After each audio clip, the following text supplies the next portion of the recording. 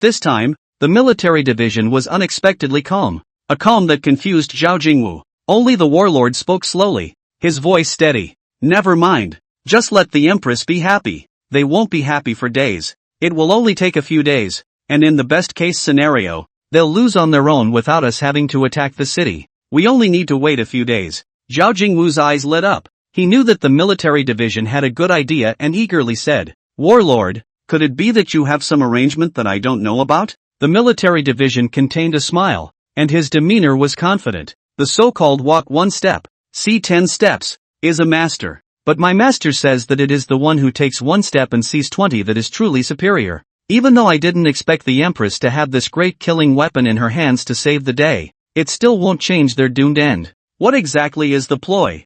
Zhao Jingwu asked after him, unable to hold back his curiosity in his heart. The military counselor smiled mysteriously and pointed at the stone thrower and whispered a few words to Zhao Jingwu. Upon hearing this, Zhao Jingwu was ecstatic and laughed out loud, turning back to the empress on the distant city wall and shouting, "Empress, you won't be happy for a few days. In a few days, I, Zhao Jingwu, will come to take over the Qianghua capital. You, Song Elegance, will also become a captive in the palm of my Zhao Jingwu." After a long time of great victories, the empress held a celebration banquet. On this occasion, the empress took out 200 pounds of pork out of the hundreds of pounds given to her by heaven. That's pretty extravagant. You know, in normal times, it's almost impossible for the crowd to have their stomachs filled, not to mention eating meat. It's good enough to have rice porridge. The generals sat around, excitedly discussing, eating, and drinking. This heavenly pork is so delicious. This is a gift from heaven. It is so delicious.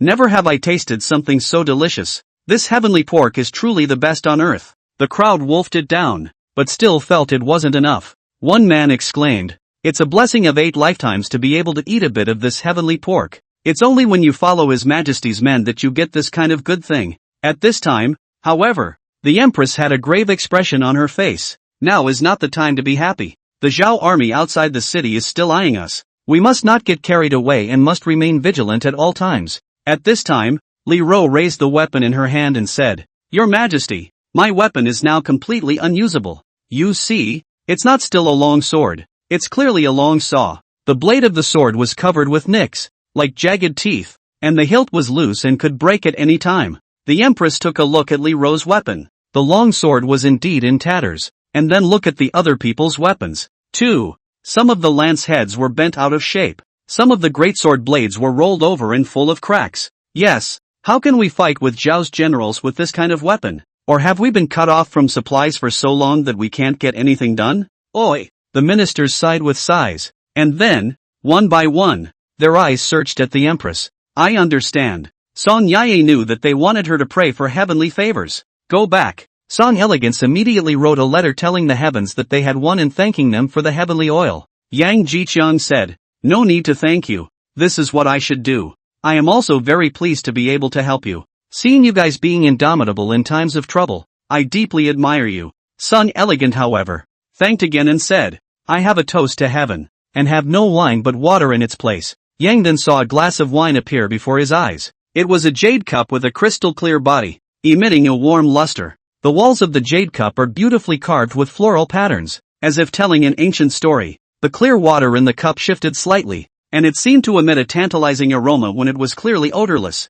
Chapter 26, The Little Wineglass. Yang Jiqiang grabbed the small wineglass. Very small. Exquisite. Women's wineglass. Yay for good stuff. Sure enough, the empress uses good things. That vase that came out last time was outrageous, and according to O Yutong, it was a national treasure. A bad one. I've been invited to tea by the authorities. This wineglass is much better in comparison. Yang Jiqiang picked up the small jade cup and took a sip towards his mouth, downing it in one go. It was obviously just clear water, but it brought Yang an extraordinary experience. First, it was poured by the empress herself. Second, this glass of water travels through millennia of time. Third, it's the cup itself. Thank you, Your Majesty, for this glass of water. I am very happy and satisfied. See, Yang responded. Seeing this, the empress was joyful in her heart, and she felt somewhat flattered to be able to receive a happy response from the heavens. The empress immediately put forward a new request.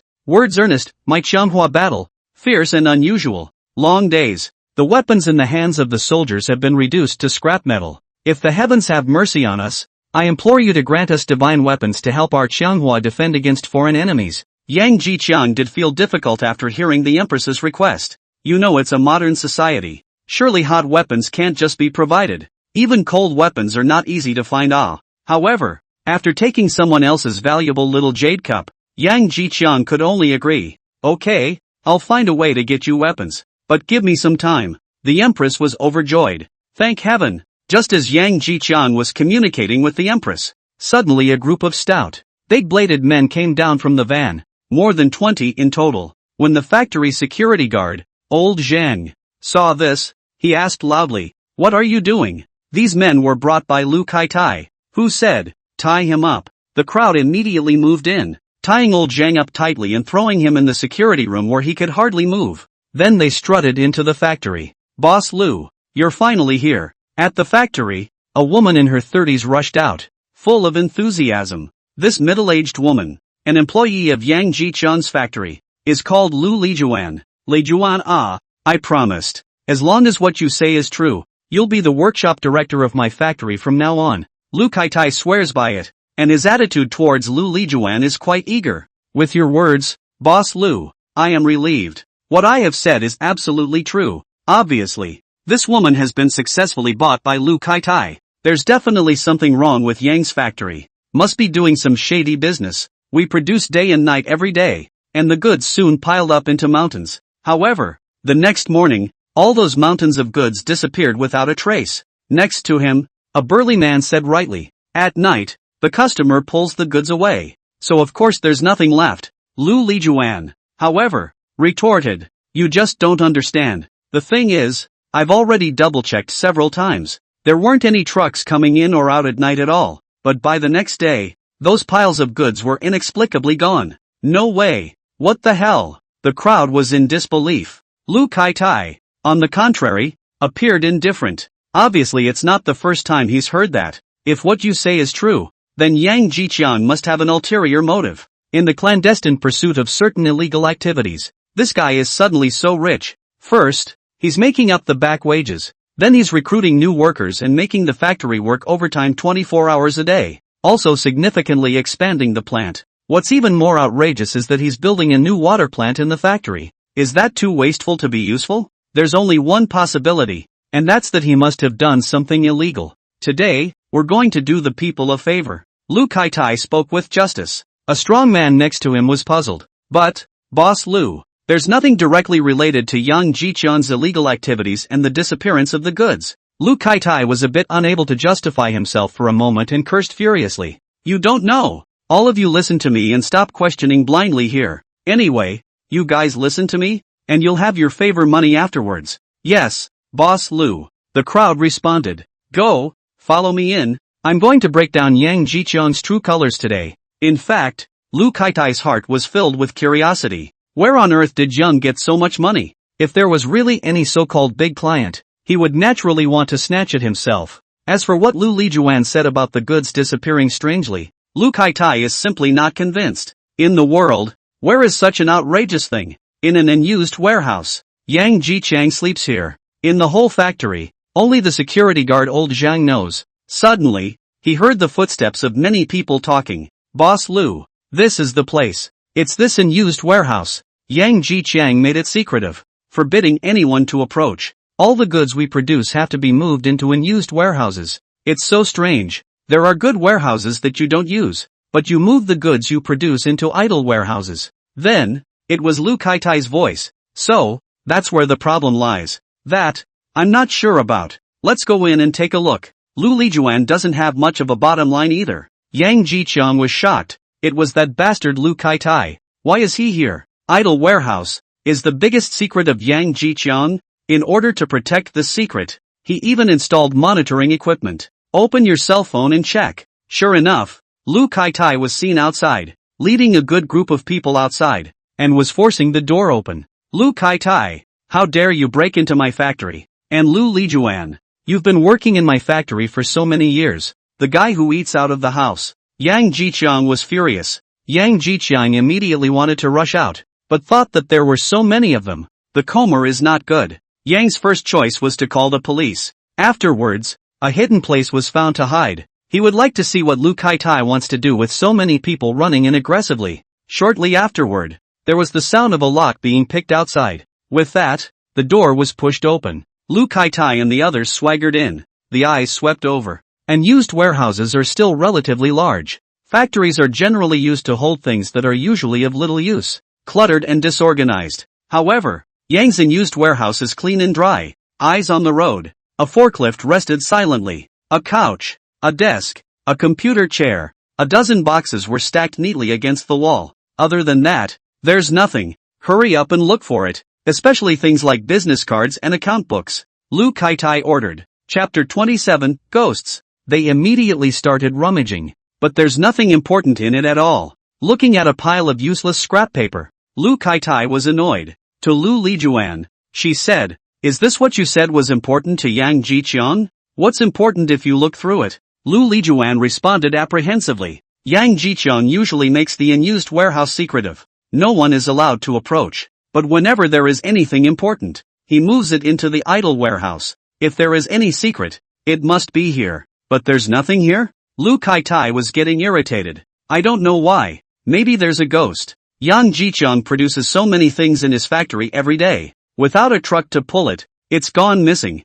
It's really too strange and makes people suspect that there is some kind of ulterior secret. Yang listened in awe. His greatest fear was that people would find out about it. It seems to have been noticed by someone with a heart of gold after all. Yeah, he's in constant production 24 hours a day in his factory right now. But the stuff didn't pull out of the truck. It all disappeared. Although Yang Jiqiang was careful to cover it up. But, in the end, it was 100%. Vigilance. Ghosts. Ghost my ass. Look at what ghosts are here. It's empty. Where's the ghost? Lu Kai-tai cursed. Then, said, everyone look hard and make sure you find business cards, ledgers and such. I'll give 30,000 to whoever finds it. Holler. The crowd was energized. Next to her, Lu Lijuan couldn't help but ask, Boss Lu, why are you looking for a business card ledger? The only way you'll be able to be a shop steward in my factory is if you find the business card bill. Ah, Yang Jiqiang, what kind of big customer have you found to give you so many orders?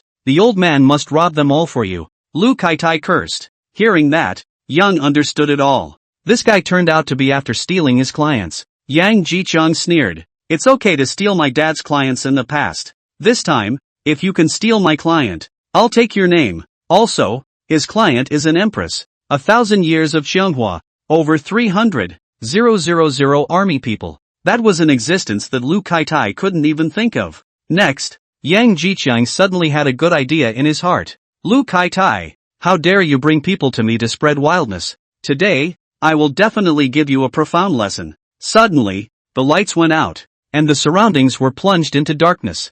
Who turned off the lights? Did it short out? The crowd screamed. Immediately afterward, a chilling ghostly soundtrack plays. The warehouse is already dark. No light at all. This horrible sound is even more creepy. The group of men were spared enough. Lu Kai-tai cursed. Marred. Who's pretending to be a ghost somewhere? Then, he hurriedly turned on the flashlight of his cell phone. However, this look made his liver and gall blown away. Only a hanged man, with his tongue stretched out to the chest position, hangs straight from the rope. Ahaha. It's a scene that really hits home, especially when set to ghostly music in this setting. Even a man like Lu Kai-tai, who considered himself a bold man, was scared to the point of sitting on his butt on the ground. When Lu Lijuan, the woman, saw it, she let out a scream and trembled. She was about to pee. I told you, there are ghosts here. It must be those ghosts and monsters that have eaten everything produced in the factory. No wonder all the goods produced in the factory have disappeared.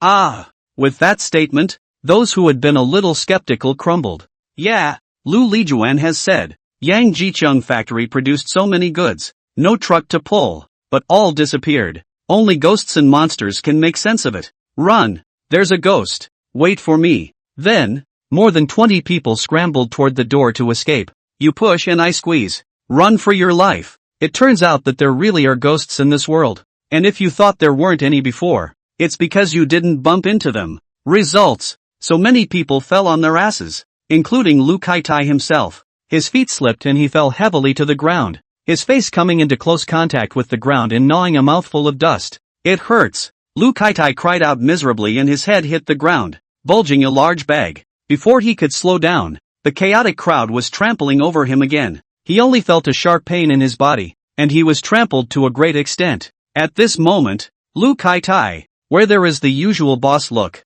clothes were stepped on wrinkled, face full of dust in panic, hair is also messed up into a mess of chicken nest. I can't think of anything else. I have to crawl out of there in a hurry. The police station wasn't that far away, and by this time, the police had arrived. The security guard, Lao Zhang, was rescued by them and led the police into the factory. They're the ones who kidnapped me and forced their way in. Old Zhang pointed at Lu Kaitai, who had escaped from the unused warehouse in a sorry state, and said angrily. The police were about to make an arrest. Lu Kaitai and the others, however, cried out furiously. Police, help! There are ghosts. The ghost is coming, and it's a hanged man. It's horrible. With a tongue half a meter long, Lu Kaitai and the others' faces were as white as paper, their eyes filled with fear, and their bodies couldn't stop trembling as if they would collapse to the ground at any moment. Their lips trembled, fine beads of sweat broke out on their foreheads, and their terrified expressions looked as if they had just escaped from hell. The cop froze. Where in the world are ghosts? However, the men were already shivering and hiding behind the police, and it was obvious that they were really frightened just now. The police were about to make a closer inquiry. At this time, a young man walked out from the unused warehouse. It was no other than Yang Jiqiang. Yang Jiqiang was holding a long tongue prop in his hand, and his face was smeared with paint. So obviously the so-called hanging ghost just now was Yang Jiqiang's masterpiece. This prop, which was bought for fun on the side of the ground, I didn't expect it to really come in handy. Where are the ghosts in this world? I see. It's you who have ghosts in your hearts. Yang Jiqiang sneered. Lu Kaitai, where they still do not understand that all this is Yang Jiqiang's ghost. Yang Jiqiang, you asshole. How dare you trick us? I'll beat you to death. However, they just wanted to make a move. The police had already grabbed the person who wanted to make a move, and over-the-shoulder wrestling, ruthlessly dropped on the ground. Do not move. Go with us to the police station. Then Lu Kaitai and all of them were arrested and went in for investigation. Old Zhang, the security guard,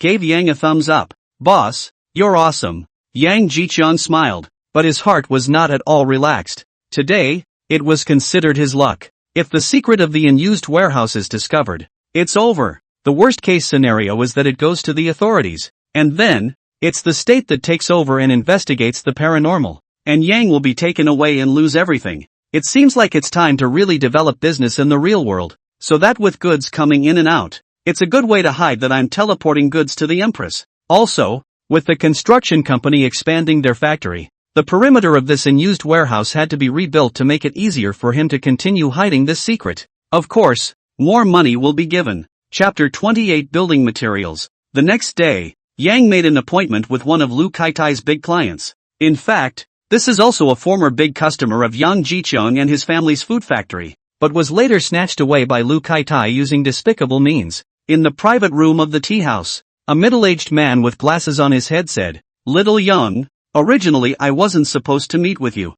I'm only sitting here because of your father's face. If you have something to say, just say it. I still have a meeting to attend. Yang Jiqiang looked calm, looked at the other party and said directly, Uncle Li, since you said so, then I'll be straightforward. I want you to give up Lu Kaitai's factory and instead become our food factory's customer again. I understand that you're having a hard time right now, but, you know, I'm a businessman.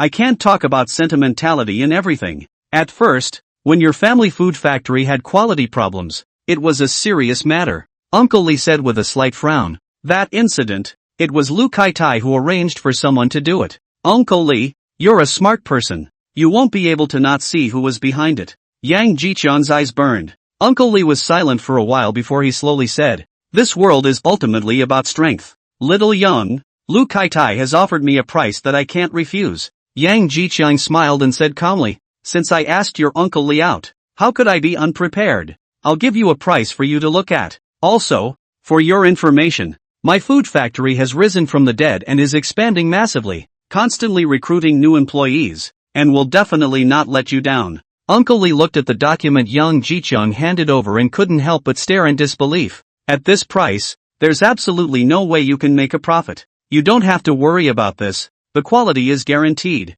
You can spot check at any time. If there is a quality problem, The document is written clearly. I can double compensation for you. And it is unconditional. Yang Jiqiang's tone was firm. Uncle Li hesitated. But Yang Jiqiang looked calm. Businessmen, after all, are profit seekers. Eventually, Yang was unsurprised to see Li Jian sign off. Have fun working together. Have fun working together. Done. This messed up Lu Kaitai, a big customer. Lu Kaitai at least lost 20% of the business. That's a quarter of the business. And the impact is huge. As for making money, Yang Jiqiang had never even considered it. Now he does not care at all. Cares about screwing revenge Lu Kaitai. Cares about the cover for the mysterious transmission. Must have a real order. Otherwise, it is easy to be found out the problem. After finishing, leaving the tea house, Yang Jiqiang went to help the empress find the divine weapon. He ran through every hardware store in the county and couldn't find the sacred weapon the empress wanted. That kind of weapon, used in war, is necessarily regulated. Where is it so easy to buy? The only barely feasible is the fire axe. But that kind of thing, have said that it is for firefighting. Used to battlefield killing is not a death. Where on earth would one go to purchase a divine weapon for Her Majesty the Empress? It's not that Yang hadn't considered online, but it was all said and done. It was regulated. And what was sold online was basically just for show. You know, it's specifically designed to kill people. Just at this time, Yang Jiqiang passed by a building materials market, and could not help but feel in his heart, decided to go in and take a look. The building materials market, as the name suggests, sells all kinds of building materials, and all the way over there are all kinds of materials in abundance. Seeing Yang Jiqiang, a store owner warmly greeted him. Hey, young man, what do you want to buy? Yang Jiqiang walked up and asked, do you have any controlled knives here? Like knives, axes, and the like. This is a construction material market. Where would you get those things? The boss said in a bad mood. Why are you buying those things? I can tell you. That has to be approved by the relevant authorities before you can buy it. Nothing for, just helping people buy. Yang Jiqiang responded casually. Of course the boss doesn't believe in this kind of nonsense. If you want to fight, you don't necessarily need these things. See, this thing is just as good. When I was young, I used to love using this thing. It's very fierce. The boss waved the steel pipe in his hand with a smug look on his face. Yang Jiqiang looked at the steel pipe in the boss's hand and could not help but be speechless for a while, thinking that if you asked me to give this as a divine weapon to the empress, I would be embarrassed to take it out. Looking at Yang Jiqiang's skeptical eyes, the boss said, don't believe me. Pick up and carry. How much? When put together, can be fierce. This is not made of iron. The real all-steel casting, the 21st century process. Bring the building. 20 years not bad. Yang picked up the steel pipe and swung it. It was heavy. Couldn't help but do a double take. This thing, if it hit someone, it would be absolutely miserable. Thinking of this, Yang said to the boss, what's your name? Boss? Don't call me boss. My name is Lin Tao. I'm just a guy who makes a living in the construction market. How's that? After trying your hand at it, you know how powerful steel pipes are. If you want, I'll give you one now. $40. Lin Tao said enthusiastically. Yang shook his head. Less. I want a bit more. Yang held up a finger. I want this much? 10 sticks? How big of a fight are you trying to get into this kid? Lin Tao guessed. Yang shook his head. Lin Tao couldn't help but say, 100 sticks? Yang shook his head. Lin Tao said, 1,000 roots? Still shaking his head, Yang Jiqiang spoke. I want 10,000 roots. Perhaps. More later. Lin Tao's mouth, if drinking tea, at the moment directly sprayed. Was Yang Jiqiang's words scared a big jump? Asterisk asterisk asterisk asterisk. Brother, you rob a bank? Ah, really? Yang Jiqiang felt that this person was a bit interesting and said with a straight face, I have no intention of joking. This single business. What do you dare to do? Lin Tao could see that Yang Jiqiang wasn't joking. 10,000 steel pipes is too much. Even if you want it, you have to give me time. You see, these steel pipes are so long. I need to cut them. 1 meter each. It takes time. Then give me 100 first, and as for the price, you must give me a discount. Okay. Negotiated at $20 a pipe. 10,000 would be $200,000. Yang Jiqiang very quickly all gave. So that Lin Tao eyes light up, realized that in front of this guy's age, although young, but absolutely is a real rich person. The attitude is also more and more warm up. Chapter 29, Divine Weapons. Is this a divine weapon from heaven? In the palace, The court full of civil and military officers looked at the box containing the so-called divine weapon. All face a question mark. Inside the box was, quite literally, a tube. I bet the old king that the divine weapon from heaven would definitely be an axe, and I never dreamed it would be a pipe. Is this considered a weapon? How can such a strange thing be used in battle? This is far from the divine weapon we imagined. It's just hard to believe that this is a gift from God. The people slandered in their hearts, but none of them dared to say what was on their minds. Questioning the heavens, they don't have the guts. On the throne, the empress, however, was full of confidence as she slowly said, I know what's on everyone's mind, thinking that it's the heavens deceiving everyone. This is not even considered a weapon, much less a divine weapon. Actually, I couldn't believe it when I first saw it. After all, in our mortal world, such tubes are almost useless, much less used to fight in battle. But you go up and grab it and weigh it. The microcosmic ministers come. A civil minister went forward and grabbed a steel pipe from the box. His face changed. It's so heavy. How can it be so heavy? He was shocked. It looked like a meter-long pipe, and he had expected it to be light. Seeing this, 3 more people stepped forward. I'll give it a try too. It's too heavy. What is this material? Amazing. The tiny tube weighs more than my battle rifle. They were shocked to the core. At this time, the Minister of War said, What do you know? These can be made of steel. Of course they are heavy.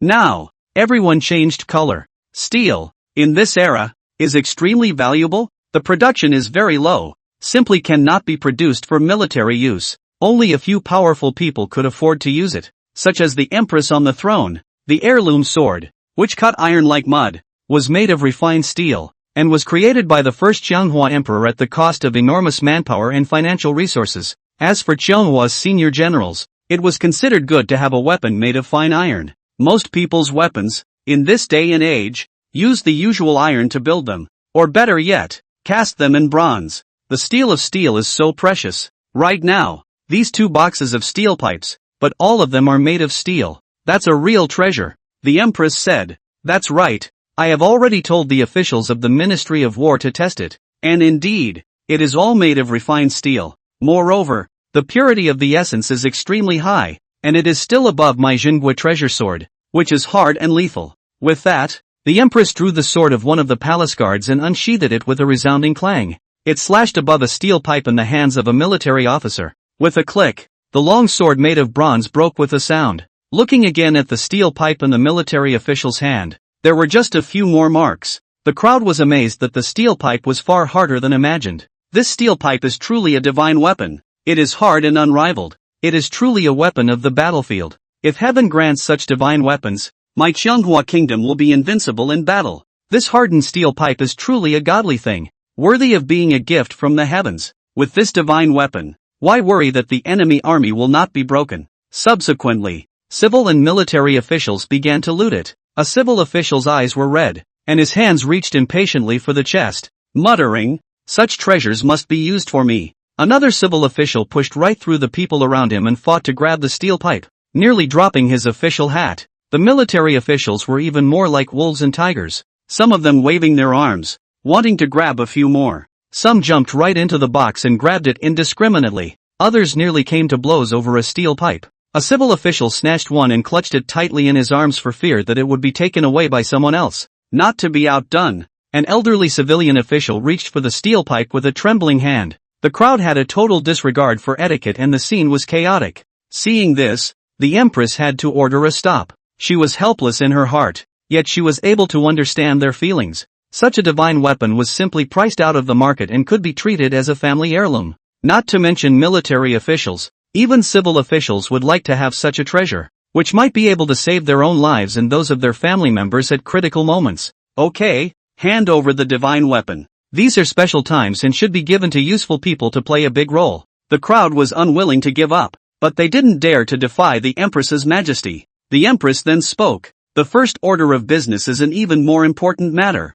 Immediately lead the generals to intercept a section of the White Flower River and intercept it. About 1 kilometer. The ministers were puzzled. Your Majesty, the upper reaches of the White Flower River have already been intercepted by Zhao, and the lower reaches of the river have dried up and have no water left. So what's the point of intercepting the White Flower River to intercept it? The Empress said with doubt. This is the meaning of the heavens. With more than 300,000 of us using water, That little bit of water can only be a drop in the bucket. When tomorrow comes, the heavens will release the water and tell me to be ready to intercept a section of the river and use it for reserves. Water storage. It's not so bad as intercepting river water. Just get a bigger storage tank. Though they thought so in their hearts, they did not dare to go against it, and immediately went to work, day and night, and finally finished before dawn on the next day. Only a section of the White Flower River was seen to be closed, with huge rocks blocking the top. The rocky seam sealed using mud and grass, and similar underneath. In the center is a huge and wide stretch of river. The neighborhood is heavily guarded for 3 kilometers and no one is allowed to approach. With the sun rising, early in the morning, the civil and military officials and the empress were waiting here to see the heavenly water. Please God give more. 1 sip of water a day is simply not enough.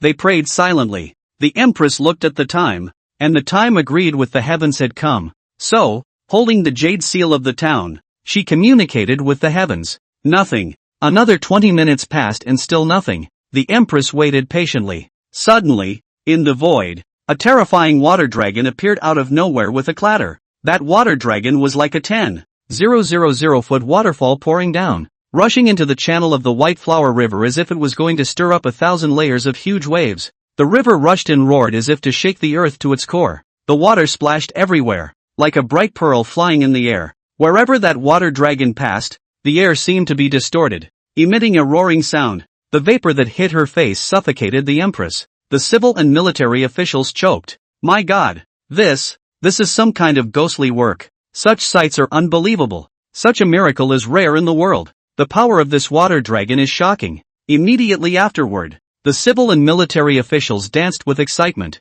Some kneeled down and bowed, while others were devoutly grateful. White Flower River. There's water in the river again. How long has it been since I've seen a spectacle? White Flower River, the mother river of Qianghua. It has nourished countless Qianghua children. Every day the river ran clear here until it was cut off upstream by Zhao. Once the summer heat sets in, people jump into the river to bathe.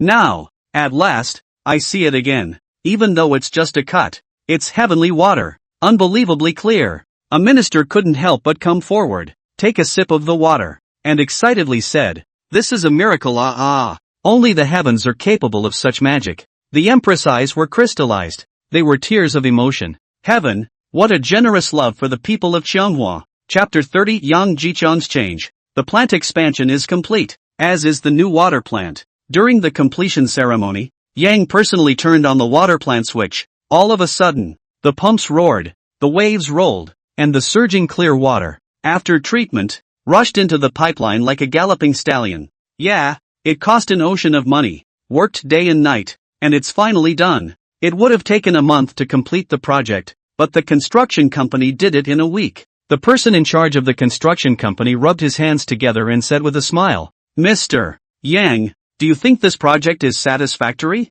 We are doing our best, and we don't dare to slack off in the slightest. This week, our workers work in 2 shifts 24 hours a day, 7 days and 7 nights in a row. That is called a hard work. They are also looking forward to getting their paychecks sooner. As you know, Mr. Yang, it's not easy for everyone, so can we settle this final payment? That's natural. Let's go to the bank," Yang said. The two went to the bank, the only safe place for such a large sum of money, a total of 51 million. That's right, over 50 million. It should actually be about $20 million, but that's the normal payment. Yang Jichang initially, in order to catch up with the schedule, a week to complete, gave a high price, double the price. The construction company is so positive, even other sites do not care about. Fully committed to this project. The workers worked day and night just to get the job done on time. Thank you, Mr. Yang. If you need anything in the future, just contact our company. All the staff of our company will surely serve Mr. Yang with more enthusiasm and higher professional standard. As long as Mr. Yang has a need, we will be on call and never delay. We will also take this project of Mr. Yang as our model project to show our strength to other customers. Okay. Yang Jichang smiled bitterly. This amount of money spent, that meat of his, expanding the plant was much more expensive than he thought it would be. Here alone, it cost $51 million, and the water plant cost a whopping $5 million. Along with the expansion of the factory, equipment and so on will have to be added, which is another several $1 million in expenses. Then there is the use of water sources and the laying of pipes. which is also a staggering expense of over $10 million. The price is fair, but the water is from the Min River, which is the best water source for hundreds of kilometers. I figured out why nation building, moving trillions of dollars counts. It's horrible. Yang lamented. That's great. I only have $60,000 left. He shook his head helplessly. No one would believe it if they said it. With no money in your pocket, running the factory every month, utility costs, workers' salaries, 5 insurance and 1 gold, etc., are all huge expenses. By the way, the cost of raw materials is also horrendous, and it's a massive investment every day. After all, the factory is running 24 hours a day, burning money every moment of the day. It looks like the only thing I can do is to sell that jade cup that the empress gave me. Yang Jiqiang had a decision in his mind and immediately traveled to the provincial capital. He knew very well that this time, only that Yutong he knew last time could help him. The amount of money he needs to feed a city that's at war is huge, and that spending is truly horrific. On the way to the provincial city, Yang Jiqiang called Yutong, "Uncle O, are you free?" "Ha ha, of course I'm free, Xiao Yang. You called for me. Even if Shu isn't free, he'll still be able to squeeze out some free time. People with high emotional intelligence speak differently." Yang Jiqiang smiled. "It's like this, Uncle O. I came to the provincial city to look for you this time, because I have encountered a troublesome matter." Yutong's eyes lit up. "Is there another antique for sale? You didn't even look for Prof. Lu, but came to the provincial city to look for me. It seems that the stuff is not ordinary. You come to the provincial museum to find me. I am here, and by the way, I will introduce you to a few friends. For you to sell antiques, it will help. Then I'll trouble you, Uncle O." This Yutong was indeed a smart person, directly guessing his purpose. Good thing, too. Saves me a lot of talking. Yang Jiqiang rushed directly to the provincial museum, and in the museum, he saw Yutong with 3 middle-aged men and 2 old men. "Hello Uncle O," Yang greeted. "This is the small Yang that I just mentioned to you guys. Don't underestimate people's young people. You guys don't always want to know where I received the Chionghua jewelry gold. Now I tell you well. It's this young man in front of me." Yutong smiled at the introduction. This young man, to be able to take out the Chionghua jewelry gold. It's not simple, a middle-aged man said. "Look at this young man's extraordinary appearance. There must be something extraordinary about him." Another middle-aged man commented. "It's rare to have such a chance at such a young age." An old man lamented. While they sized up Yang was also sizing them up. They are dressed elegantly, with a strong cultural flavor in their temperament, and their eyes have a godly look, so it is clear that they have a profound culture and are extraordinary people. "Greetings, seniors." Yang Jiqiang arched his hand. "The young man is quite courteous," a middle-aged man said with a smile. "Now that you're here, it would be nice to view the new artifacts that have arrived here with us. It's a late bloomer's honor." Yang Jiqiang's heart moved. This is a good opportunity. Next, the group began to view the artifacts. The first thing that caught my eye was a newly displayed bronze tripod, which was unfortunately mutilated and covered with traces of age and the vicissitudes of history. The ancient lines seemed to tell of the splendor and glory that had once existed, yet now all that was left was a broken body that was a sigh of relief. Next was a bowl, also in disrepair, with an obvious gap at the rim, as if witnessing the turbulence and changes of history. It was followed by a jade hairpin, which was exquisite but partially damaged. The carvings on the jade pin were delicate and exquisite, but had lost their former luster due to the erosion of age. At this time, an old man spoke. "Sadly, when the Chinese people were in decline, they were ravaged by barbarians and robbed of supreme cultural relics, many of which were priceless. Thinking back then, how many amazing treasures were created by that glorious civilization, only to be plundered and destroyed during the war. Especially during the Southern Song dynasty, the country was in decline, the barbarians invaded, and countless precious cultural relics were looted. It was an unforgiving history." Another person also lamented. "The Qing dynasty period was also like this, being bullied by barbarians and losing a large number of cultural relics overseas. Those cultural relics that condensed the wisdom and efforts of the Chinese nation became exhibits in the museums of other countries, which is really heartbreaking." Another middle-aged man spoke. "The loss of cultural relics is certainly regrettable. But what is truly tragic is the period of time when the people of China were oppressed by barbarians. The barbarians were ferocious and brutal, trampling on the people's dignity, especially women, but also suffered endless suffering. The barbarians snatched women as slaves and wantonly abused them, burned down women's homes and displaced them, and forced women to learn their culture in an attempt to wear down the Chinese heritage. Their wickedness, badness and nastiness have brought heavy disasters to the people of Huaxia. During this time, Yang Jiqiang also learned some history, and that horrible disaster was heavy on his heart. Suddenly, his heart moved and he couldn't help but ask, wouldn't Qianghua be in the same era as the Song dynasty? Indeed, in the same era. In particular, at the end of the Qianghua period, the Empress Song Elegance, and the Southern Song, which is the late Song dynasty, existed together. An old man slowly said, it's only a pity that a generation of female emperors with great splendor came from a small country surrounded by great powers spying on her. Even if she is amazingly talented, it will be difficult for her to go against the heavens. Another middle-aged man lamented. Otherwise, with her ability, she might be able to change history. If that were the case, there would be no more future ravages and oppression, bloody massacres, and plundering of the people of Huaxia by barbarians. A scholar-like person sighed. Hearing this, Yang Jiqiang suddenly had a thought.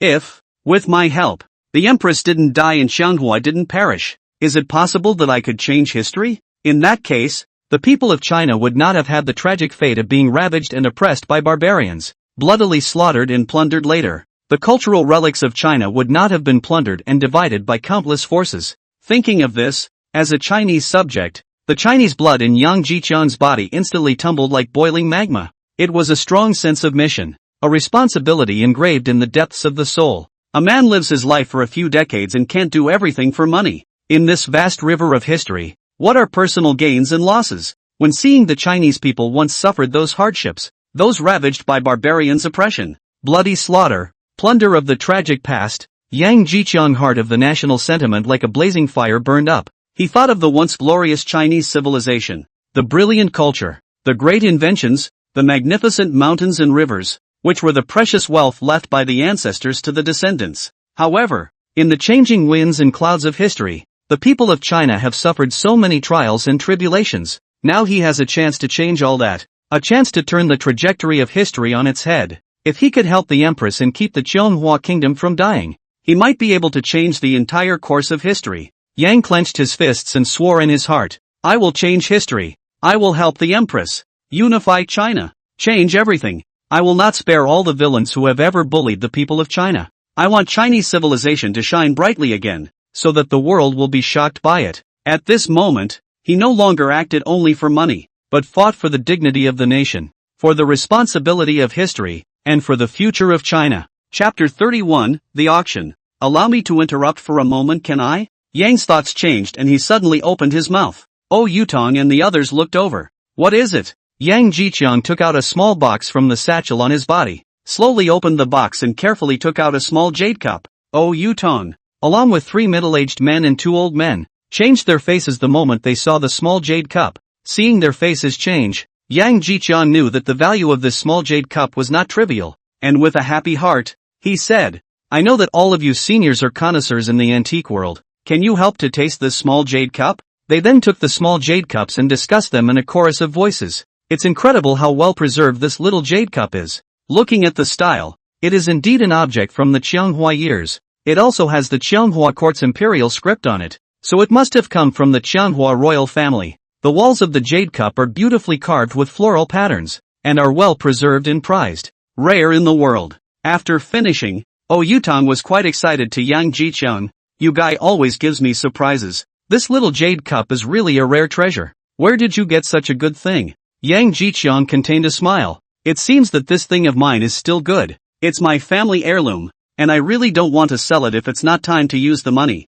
Oh Yutong lamented. It's a shame to sell such a good thing. If it were me, I would stay for my own use. Since you have found Uncle Omi, last time, taking advantage of you, this time this favor, of course I have to help. Afterwards, he turned his head to look at a middle-aged man. Old Liang, I remember that auction. No. One will be held tomorrow night. For my sake, how about plugging me in? Liang Lijun laughed. There is no need to jump the queue at all. Such treasures can be deposited in the provincial museum for preservation. It's so well preserved. It's rare to see. Superb, superb. I will treat it as the grand finale. I think there will be a lot of people interested by then. The next night, Yang Jiqiang and Oyutan came to auction no. 1 together. As soon as I stepped in, I was struck by the splendor of the place. The entire auction venue was extremely lavishly decorated. with bright lights spilling down like stars, illuminating every corner with glitter. The men and women were dressed in fancy clothes, either rich or noble, and they were either talking elegantly or quietly admiring their surroundings. Some of the faces had even appeared on provincial television, which showed the high standard of the auction. Oh, Yutong said, "First time at an auction?" Yang didn't hide it. Aha! Truly good things, especially the unbelievably good things, will only be able to be purchased at such a place. One provincial auction has a history of several decades and has an unfathomable background. It is backed by many powerful consortiums, and each auction is carefully prepared, attracting the rich and famous from all over the country. Here, you can see rare treasures of the world and also feel the intertwining of wealth and power. Therefore, the security standards here are high. You can rest assured, Yang Jiqiang said. To tell you the truth, Uncle O, my greatest fear is that I am originally innocent of any crime. This time, if I wasn't in a hurry to use the money, I wouldn't have taken out the wine cup. So, it's very important to find a good place to sell it. Oh, Yutong slowly nodded his head. You are doing the right thing. These things are worth a lot of money. It is hard to guarantee that some people won't take the risk, but I'm still relieved that you can trust Uncle O me. After a pause, he lowered his voice again and said, however, Uncle O still wants to remind you, no matter how many heirlooms you have, the value of this small wine cup is already very high. If it is even higher, then it is not something that we ordinary people can have. As you said, I'm not guilty of harboring a small wine cup.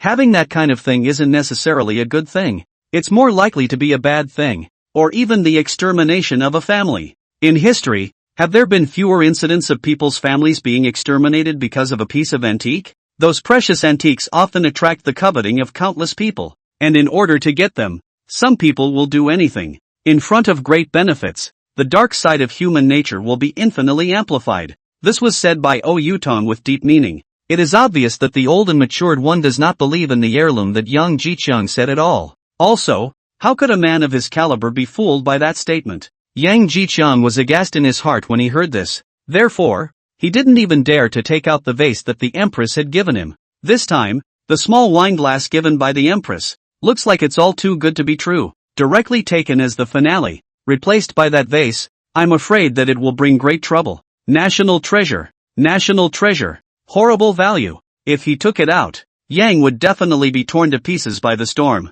The value of that vase was incalculable, and once it was revealed, it was bound to cause an uproar. He can't protect it at all. So, no matter what, you can't take out the national treasure vase, unless one day he is capable of defending himself. Moreover, he had an intuition that sooner or later, the empress would encounter a heavenly crisis, and the national treasure vase was his grand finale card, and when the time came, he would have to rely on it. The auction then began. The atmosphere was electric, and each auction item was a treasure worth millions of dollars. First, there was a Qing dynasty jade pendant, which was warm in color and beautifully carved, and attracted attention as soon as it appeared. Then came the rusted blades of the Yuan dynasty, which still exuded an air of antiquity despite the vicissitudes of time. Then there was the Tang dynasty box, which was intricately and beautifully patterned, as if telling the story of that glorious era. Finally, it was the turn of the grand finale, and Yang Jiqiang's spirits were lifted, only to hear the host on the high platform on the stage. The host said in a loud voice, finally, the grand finale of this auction one has arrived. The grand finale this time was originally a Song dynasty jade ruby, but it has been temporarily replaced with something else that is much better. Much better. At that time, the crowd came to be interested, knowing that, according to their knowledge, the Song dynasty jade ruins this time were all good things now, and many people were running for this now, but it was better than the Song dynasty jade ruins. What was it? VIP room? A woman heard, a little surprised, said, a little interesting. This thing I do not know. Liang Lijun news secrecy is very good. Originally I wasn't even interested. Now I want to see. What kind of treasure can be more precious than the Song dynasty's jade ruin? Afterward, the host was seen pointing his finger at the large screen behind him, only to see a flash of light on the large screen, and a small jade cup of exquisite and stunning beauty appeared in front of everyone's eyes. Chapter 32, Third Sister. That big screen was a super high 8K screen. The picture quality was crystal clear, and every detail on the little jade cup was perfectly rendered. From the smooth curves of the cup to the exquisite floral pattern on the wall, any stroke is clearly visible, as if one can touch the history of 1,000 years ago. The camera screen is split into 4 filming the little jade cup from different angles. In the front view, the jade cup is elegant and dignified, exuding an air of mystery. The side view highlights the thickness and texture of the jade cup, and the warmth of the jade seems to tell the story of the years. The top view clearly shows the rounded mouth of the cup, as if waiting to be refilled again with the best wine of 1,000 years ago. The bottom view shows the smoothness and solemnity of the jade cup, as if carrying the weight of history. This is the grand finale of this auction. 1,000 years ago, the Qianghua Palace Court Imperial Wine Cup. The host's voice echoed in the venue. The scene, immediately, caused a commotion. This jade cup is too well preserved. It was flawless, almost as if it had just been taken from 1,000 years ago. Such an exquisite jade cup is rare. The craftsmanship, the material, it's perfect. It's inconceivable that artisans from 1,000 years ago could produce such exquisite wine glasses. The crowd murmured, their eyes filled with awe and appreciation. No wonder the auction temporarily replaced the grand finale. So it's because they got such a superb treasure. Jumping the gun. Seeing the crowd's reaction, the host was very satisfied and smiled as he said in a loud voice, "I'll cut the crap. I believe everyone can't wait for this treasure. Now, I announce that the auction of this 1,000-year-old Qianghua Palace Court Imperial Wine Cup will officially begin. The starting price is $50 million. Bid freely. The highest bidder will win." As the host's words fell, the scene immediately fell into a tense atmosphere. The crowd was rubbing their fists and getting ready to bid. At the outset, someone shouted without hesitation, $55 million. Immediately afterward, another voice rang out, $60 million. The price climbed rapidly, and each bid was like dropping a boulder on a calm lake, stirring up layers of ripples. $65 million. $70 million. The price soared all the way up and soon broke through $80 million, $90 million, and finally came to $100 million. Yang Jiqiang was thrilled, even though he knew that this small wine glass used by the empress was worth a lot. But now it seemed that it was much higher than he had imagined. Just when the crowd thought that the price would stabilize for the time being, suddenly, a woman's cool voice rang out, $140 million. At that instant, the noisy auction no one fell dead silent. Many people heard that voice. It was the third sister. Thinking of that horrible woman, even those who still had money to continue fighting would not dare to go against this woman. The third sister had a great reputation in the provincial city, and her methods and background were intimidating. In the face of her bid, the crowd could only sigh silently, and even if they had the financial resources to continue competing, they gave up the idea of continuing to compete. The moderator called once, $140 million. First time, the scene was silent. It was called a second time, $140 million. Second time, still no response. Finally, the host announced, $140 million.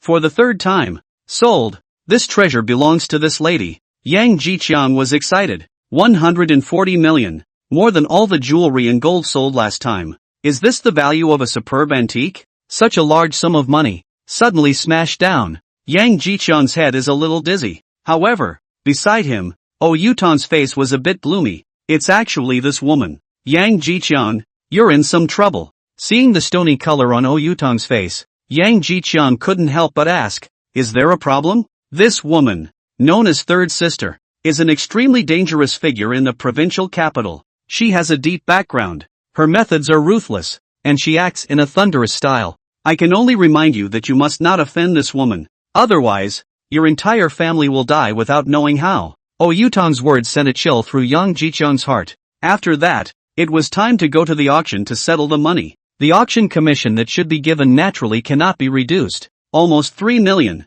Yang followed the staff to the settlement office, completed the remittance and settled the bill. After settling the bill, Yang Jiqiang and Yutang were leaving when they were stopped by a man in black. Third sister is invited. Beside him, Yutang's face was a bit ugly, as expected, and he couldn't help but say, what is it that third sister is looking for this little brother of mine? The man in black responded coldly, Yutang, you're not qualified to ask about third sister's affairs. Yutang's face showed annoyance, but he didn't dare to snap. Yang Jiqiang looked at Yutang, who was helpless and said, go, speak politely to third sister. I'll wait for you outside. Listening to Yutang's tone, it was very scrupulous. At the same time, the last sentence also let Yang Jiqiang understand that there should be no danger to his life. After all, this is an auction. Knowing that he couldn't escape, Yang Jiqiang could only follow the man in black with a stiff upper lip. Walking through a long corridor, he came to a luxuriously decorated VIP room.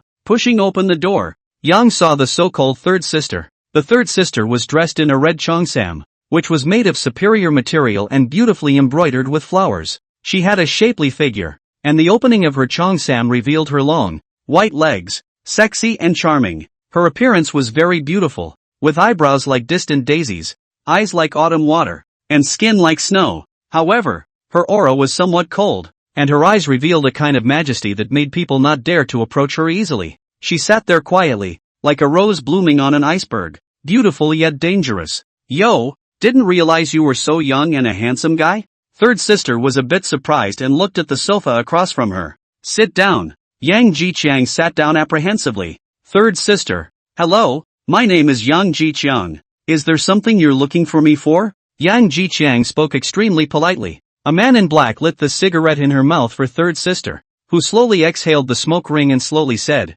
"It's like this. I want to know where you got this jade cup from the Cheonghua Palace court." Her words were light, but they carried an undeniable air. Ancestral. Yang Jiqiang instantly felt a huge pressure, as if his own secrets had nothing to hide in front of this woman. Third sister laughed, but her eyes weren't smiling. Little handsome, you say this is your family's ancestral heirloom?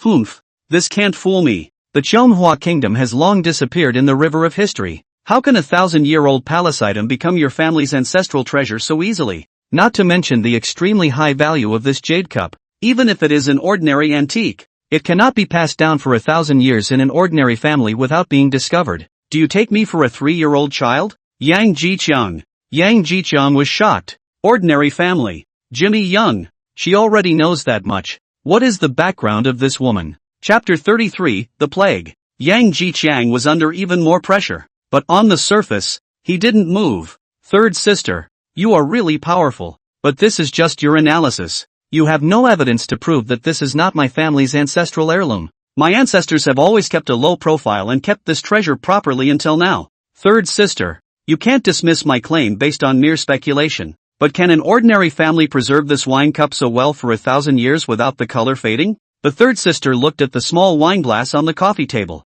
Even the real experts rarely preserve it this well. As the words fell, a cold dagger was already against Yang Jiqiang's neck. In that instant, Yang Jiqiang was so cold that he only felt a chill running straight from the bottom of his feet to the top of his head. Only a cold voice could be heard from the man in black behind him. How dare you lie even in front of third sister? Yang Jiqiang became even colder and his body was trembling slightly. The killing aura on the other party was real, and Yang could be sure that the other party had definitely killed people. And, more than 2 or 3, he tried to calm himself and said, "Third sister, I really didn't lie. What I said was the truth. I know that lying in front of you is unwise behavior, and I don't dare to. This jade cup is indeed my family's ancestral heirloom, and although I also find it unbelievable, it is the truth. I only had to put it up for auction because I was in dire need of money. Third sister, I'm not hiding anything from you. Please believe me." Third sister laughed again. Her smile was charming. She told Ah Chang to put away the knife and said, "Don't scare the little handsome boy. I called you over just to make friends with you. In the future, if you have anything good, you can come to me directly. They all call me third sister. My real name is Lu Painting, so don't think of me as a fierce god." The man in black took the dagger and the other man in black handed over a business card. The third sister said, "Here's my card. What's yours?" Yang Jiqiang took the business card, only to see that it was printed with simple but exquisite fonts, and the material was of high grade, highlighting the owner's extraordinary status. Yang Jiqiang also handed over a business card of his own. The material that is ordinary. Send the guests. The third sister glanced at the business card and gave a faint expulsion order. Yang Jiqiang left, but his back was in a cold sweat. At this moment, Yang Jiqiang thought of Oyutan's reminder. Sure enough, he was too weak. Never take the national treasure vase out. He can't protect it. Instead he'll die because of it. When Yang Jiqiang left, the black-clothed man named Ah Chang said, "Third sister, this kid is odd. According to the information in the government files, their family is a small factory in a small town. Insignificant ancestors, nor did any dignitaries appear. How could they possibly take out such a well-preserved 1,000-year-old jade cup?" The third sister nodded slightly. "That's right, go and investigate yourself. This guy must have some secret behind him." The empress's beautiful eyes swept over the civil and military officials present. Frowning slightly, "Today, why are there fewer people again? A courtesan below respectfully replied, "Your Majesty, the Minister of Rights, Lord Zhang,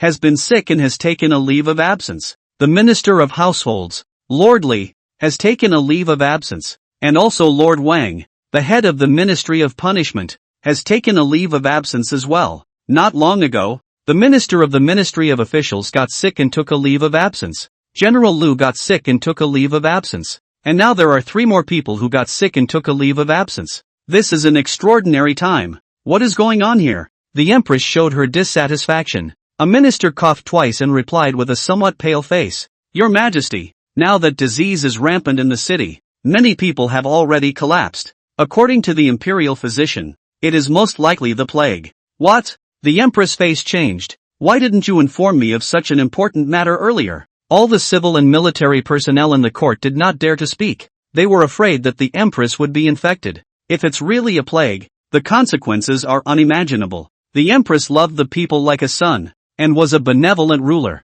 so she would definitely visit the infected area in person to console the people and direct the fight against the epidemic. But if the Empress was infected, it would be devastating. "Lose no one but your Majesty." Immediately afterward, the Empress, despite all the people's bitter advice, resolutely went to the infected area to visit the people. Dressed in a light, plain-colored robe, like a noble lotus flower, she stepped firmly into the terrifying area shrouded in the gloom of the plague with a determined pace. As soon as they entered the infected area, the miserable and extremely miserable scene was like a sharp blade that viciously stabbed the Empress's eyes. On the streets, numerous sick people lay strewn about, as if they were withered leaves abandoned by fate, struggling on the brink of death. A gray-haired old man huddled in a shadowy corner, his face full of pain, each feeble breath seeming to be a hard gasp for life. His cloudy eyes were filled with despair, as if he had seen the end of his life. Not far away, a young mother held her child close. The child's face was red as a burning flame, and his breathing was rapid and alarming. The little body trembled slightly in the mother's arms, as if the disease might take his life at any moment. The mother was in tears. The tears were like a flood that broke the dike, and she kept kissing the child's forehead, muttering prayers for the child to get well. Her clothes were as tattered as the remnants of cloth that had survived countless years. Her hair was as disheveled as a mass of weeds, and helplessness and despair were written all over her face, as if the entire world had collapsed in front of her. A man leaned weakly against the wall, his lips as dry and cracked as those of a long drought, as if the dryness of life could be seen in the cracks. His eyes were hollow and desperate, as if his soul had been drained from him. The clothes were stained as if they hadn't been changed in a long time, and gave off a pungent odor of decay. He was holding a piece of pastry with only 1/3 of it left in his hand, but he was unable to bite down on it, just staring blankly ahead, not knowing what he was thinking about. Perhaps reminiscing about the good times he once had, or perhaps thinking about why his fate was so miserable. Some of the houses had white cloth hanging from their doorways, fluttering feebly in the wind, as if they were beckons to death. From time to time, painful moans came out from inside the house, and the sound was like a wail from hell, giving people the creeps. The Empress watched this with a heart like a knife, and she forced herself to hold back her grief and asked, "Can we be sure that this is the plague?" The imperial doctor said it's basically a sure thing. It's spreading too fast. It's not just here. It's spreading fast elsewhere. More and more people are showing symptoms. Hurry up with containment. Already trying to figure out how to isolate it. How can there be a plague? I remember 1,000 warnings to take precautions in this regard. The Empress' voice was filled with anger and helplessness. The other party responded with a shaky voice. "Your Majesty, we don't know what's going on. It's being investigated." Then, it was the Empress herself who sat down and commanded the fight against the epidemic. However, at this time, the Empress coughed imperceptibly, with some chest tightness. Chapter 34, The Fall of the Empress. Outside the city, Zhao Jingwu and the military division stood side by side, and together they looked above the walls of that Qianghua city. The distant walls of the city looked solemn and bleak in the setting sun's rays, as if they spoke of an impending fate. "General, just now we received a flying pigeon message from Shihu. The plague has already spread greatly within the city, and people are constantly collapsing." The warlord's eyes flashed with a light as vicious as a viper's. "Humph. Those people and generals of Qianghua are afraid that they are deep in the plague's torment at this moment, struggling in pain. Their screams will surely become the stirring music of our victory. This is a marvelous plan, and the military counselor is truly brilliant." Zhao Jingwu's eyes were filled with appreciation. During the last siege, Stone throwers were used to throw corpses suffering from plague into the Cheonghua capital. At that time, the battle was fierce. So who could care about this insidious tactic? This move is really vicious to the extreme. Within a few days, Cheonghua City will surely be reduced to hell on earth. Those who have contracted the disease will infect each other, and no one will be spared. They will be struggling in despair, while we only need to wait quietly for a while. A hideous smile appeared on the warlord's face, as if he saw the dawn of victory. When they are all dead, Cheonghua Kingdom will be like a lamb to be slaughtered, at our mercy. After a pause, the warlord revealed a trace of regret. It's just a pity. That generation of female emperors, magnificent, can be called the world's first beauty. Just like that to die. But it's no good. His Majesty's orders are to capture the empress alive. Zhao Jingwu frowned slightly. This is simple. Wait for a few more days, and when the plague rages even more severely, we will attack the city. By that time, many of them will be infected with the plague and will be so weak that they will not be able to continue resisting our attack. At that time, it will be the day the city breaks down, and the time of the general's triumph. The warlord arched his hand, his eyes full of confidence. I, Zhao Jingwu, have the assistance of a military advisor? Why should I worry that my great endeavor will not be accomplished? Zhao Jingwu laughed up to the sky, his voice echoing in the empty wilderness, as if declaring that the end of Cheonghua Kingdom was coming. In the palace, when the empress returned from the infected area that day, she felt unwell and soon began to cough violently, as if her heart and lungs were going to be shattered by the coughing. Immediately afterward, the fever came on, and the heat, like a blazing fire,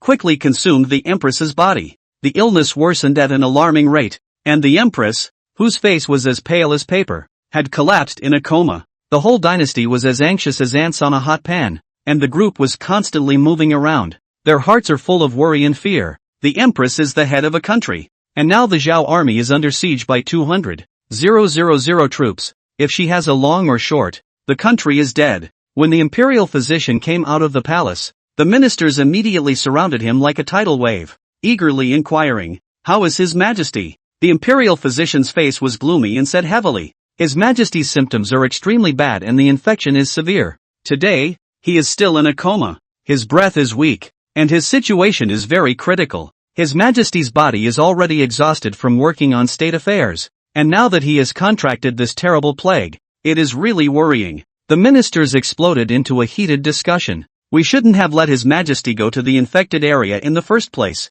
What's going to happen now? If His Majesty has a slip, Cheonghua will be finished. If Zhao attacks the city, who will defend it?" Anxiety filled the air as the crowd spoke to each other. Suddenly, someone thought of praying to heaven. "Why don't we pray to heaven and give grace?" However, someone immediately retorted, "It's useless. It's been tried long ago. Only His Majesty can communicate with the heavens, and now that His Majesty is seriously ill, what can we do? Powerless. What to do? That's what everyone thinks." Even worse, 3 days later, the horn sounded. Zhao attacked the city again. At this moment, the Cheonghua generals were in an extremely unfavorable situation. Many were infected with the plague and were in a terrible state of health with weakness and fever in severe cases. Their faces were pale and their steps were weak, but they had to hold on strongly to meet the battle. Just as the situation was about to collapse, the steel pipe appeared. Each Cheonghua general held a steel pipe and met the enemy like a steel wall. Among them,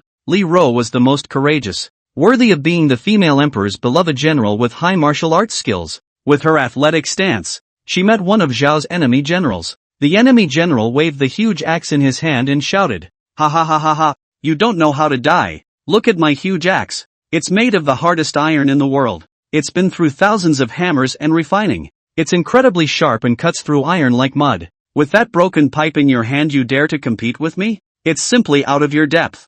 Humph. Big talk. I'll let you see the power of this pipe today." Li Ro's gaze was icy cold. "It only takes one time, and your broken pipe will be shattered by the axe of the enemy doesn't care." Bang! The pipe collides with the axe. The two are not at the same level in terms of size. Yet, along with the collision, the hardness coming from his hands was appalling to General Zhao. And look at his axe. What a gaping hole. How is that possible? He was greatly appalled. Is that all there is to it? What a disappointment. Leroy held up the pole, which was just a little bit marked. Leroy attacked again. In one collision, the gaping holes in the giant axe grew bigger and bigger. It didn't take long for the giant axe to shatter into several pieces. Li Ro showed no mercy. The steel pipe in her hand smashed onto the helmet of this Zhao enemy general like a bolt of lightning, only to hear a loud bang. The helmet instantly broken. Inside the head suffered a serious injury. Brain burst. The enemy general's eyes were wide with disbelief before he fell to the ground with a loud thud.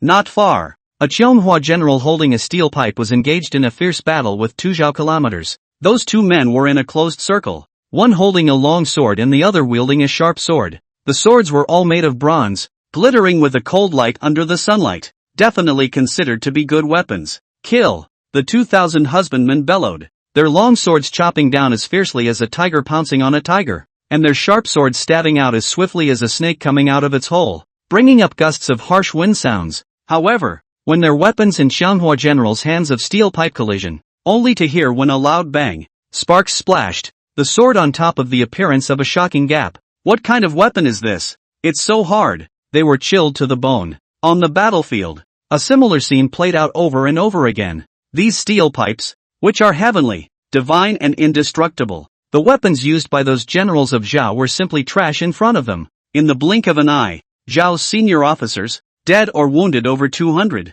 and, in increasing numbers. To Zhao Jingwu's shock, the smug smile on his face was gone, and he said in annoyance, "What kind of weapon is that pipe?" That pipe, according to the description of the battlefield generals, should be made of fine steel, and it's hard as hell. Unusual weapons wouldn't be able to withstand a few hits. The warlord's face was also very ugly. Originally it was 9 out of 10. How did he know that Qianghua suddenly had so many more divine weapons? Impossible. Fine steel. How precious is it? Even our country of Zhao doesn't have a few pieces. How could they have so many? Zhao Jingwu said angrily. It doesn't matter, General. Even if they have these divine weapons, they won't be able to salvage the situation. The plague will get worse and worse, and sooner or later, they won't be able to resist our attack even if they have these divine weapons. At that time, these divine weapons will all be yours. The military division suppressed the surprise in his heart and calmly said. Chapter 35, The Terror of Steel Pipes. Hearing the words of the military division,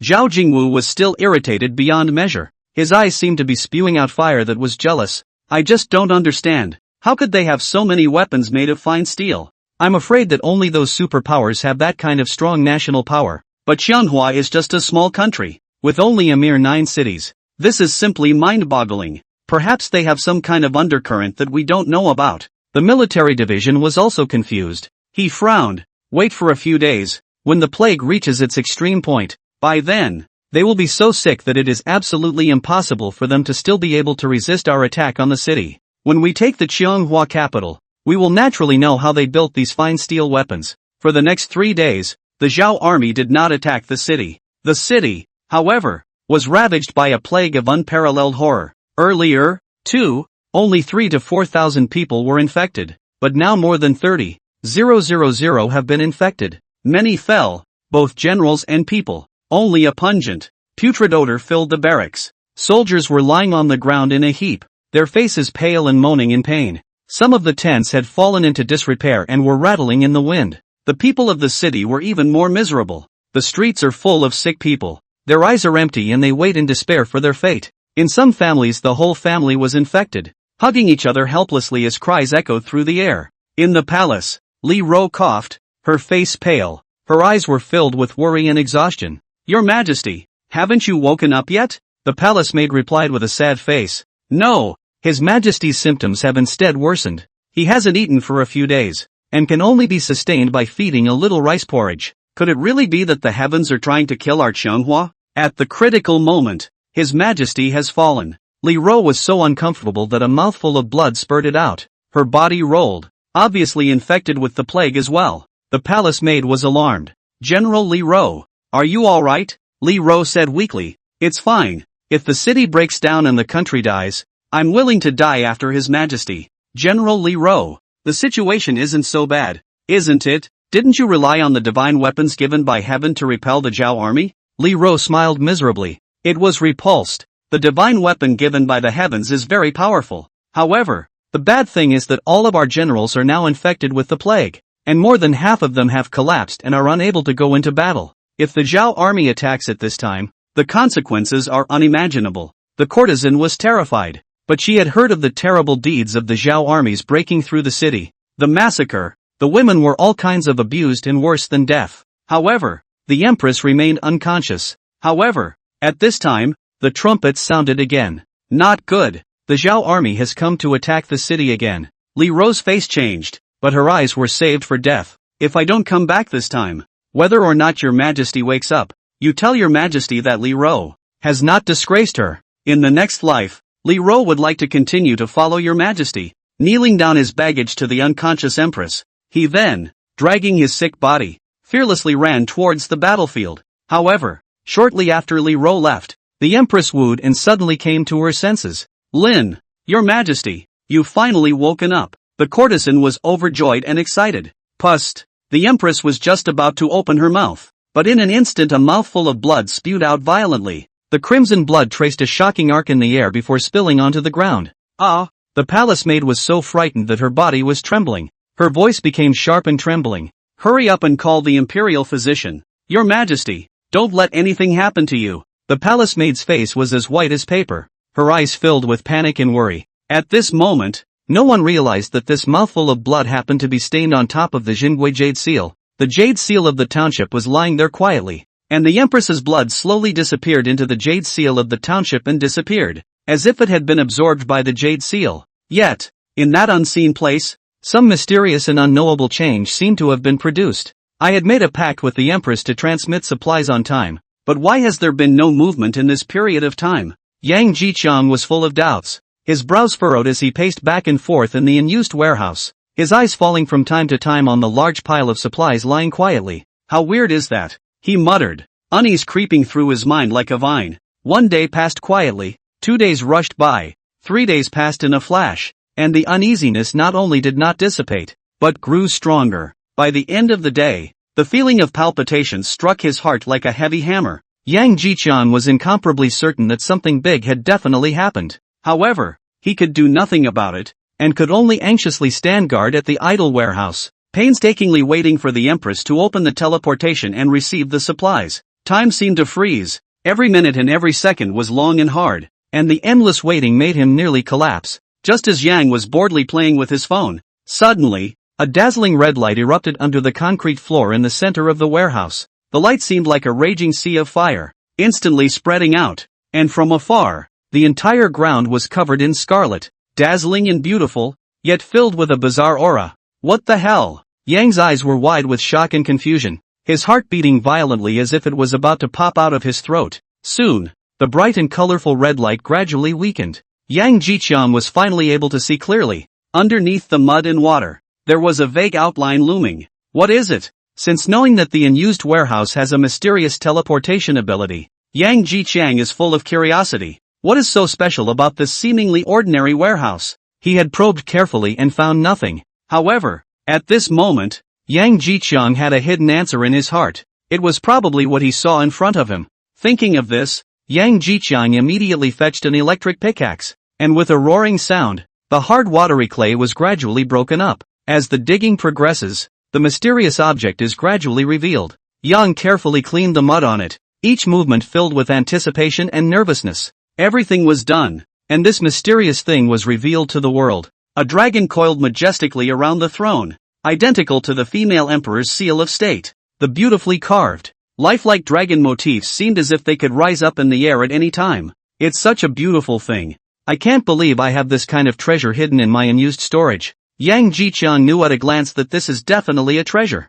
I do not know what it is made of. Like jade, not jade, warm and smooth to the touch, as if it contains a mysterious power, so that people cannot help but indulge in it. Yang Jiqiang couldn't help but reach out and gently caress this dragon's jade seal with both hands. In the next moment, a light and strange shadow of light appeared in his head, sweeping from far away to near. Then, suddenly, he entered a blurry world where only a few voices could be heard rising and falling. Oh, Imperial Doctor, hurry up, His Majesty is vomiting blood. It was a female voice, full of anxiety and crying. His Majesty contracted the plague and is now vomiting blood. This is not a good sign. A pale old voice, worry overflowing. Could it be that the heavens are trying to kill us, Qianghua? A third voice, oh, if His Majesty were to die, what should we, Qianghua, do? It was the woman's voice again. Chapter 36, Voices from Heaven. Qianghua, Your Majesty, Yang Jiqiang's heart jolted. Could it be the empress? He instantly conjured up the dreaded phrase, infected with the plague. Yang Jiqiang immediately understood why the empress had no movement during this period of time. It turned out that everything was because the empress was infected with the plague, and even vomited blood, apparently already sick. Yang Jiqiang's heart was burning with anxiety, as if he could see the weak figure and desperate eyes of the empress. You guys take care of the empress. I'll teleport the drugs to you right away, he yelled eagerly. In the palace, the courtesan wept, tears falling like broken beads. The imperial doctor was gloomy and full of helplessness and despair. Just as the crowd was losing all hope, a voice suddenly appeared out of thin air. Who's talking? The courtesan looked around in horror. It wasn't me. I didn't even speak just now. The imperial doctor hastily shook his head in denial. This voice said to tell us to take care of His Majesty and transmit the medicine immediately. Transmit? It's the heavens. It's the heavens. Only the heavens possess this incredible ability. A spark of hope lit up in the eyes of the crowd. Saved! Shouts of excitement echoed through the court. Heaven favors His Majesty and will never let him die. It was as if they had seen a ray of light from the darkness, and their hearts were filled with joy and anticipation. On the other side, Yang immediately found the spare medicine from the drawer. The so-called plague, basically there is no special medicine, are treated according to the symptoms, even in modern times. Yang's first thought was antibiotics. When the Black Death was raging in Europe and claiming countless lives, antibiotics came along and saved countless lives. Cough medicine, antibiotic cephalosporins. These are basically generic and very few people are allergic to them. Yang Jiqiang quickly prepared the medicine and then, with his hand, placed it on the dragon's jade seal. Even though he hadn't used this type of teleportation, he had a gut feeling that it was possible to teleport. This was the first time Yang had taken the initiative to teleport. Previously it was the empress who opened the teleportation. It has to work. Otherwise, the empress is finished. Yang Jiqiang silently prayed in his heart. The Chinese people will be oppressed and abused by barbarians in the future. As a Chinese people, I absolutely can't tolerate this kind of thing. Along with what Yang Jiqiang had in mind, the teleportation began. The drug was slowly disappearing, but Yang Jiqiang felt as if his essence was being drained out of his body. In just a few moments, he was sweating profusely and was weak and exhausted. But luckily the drug disappeared and teleported over, along with the instructions he'd written for taking it. Look, the divine medicine has come down. This medicine is so weird, unheard of. This is medicine? Idiot. This is a product of the heavens. How can it be compared to you, a mortal imperial physician? Here are the instructions. Hurry up and give it to His Majesty. His Majesty has fallen unconscious again. It can only be melted with water and then given to His Majesty. Yang sent the medicine. In addition to the antibiotic cephalosporin and cough medicine, and fever-reducing medicine,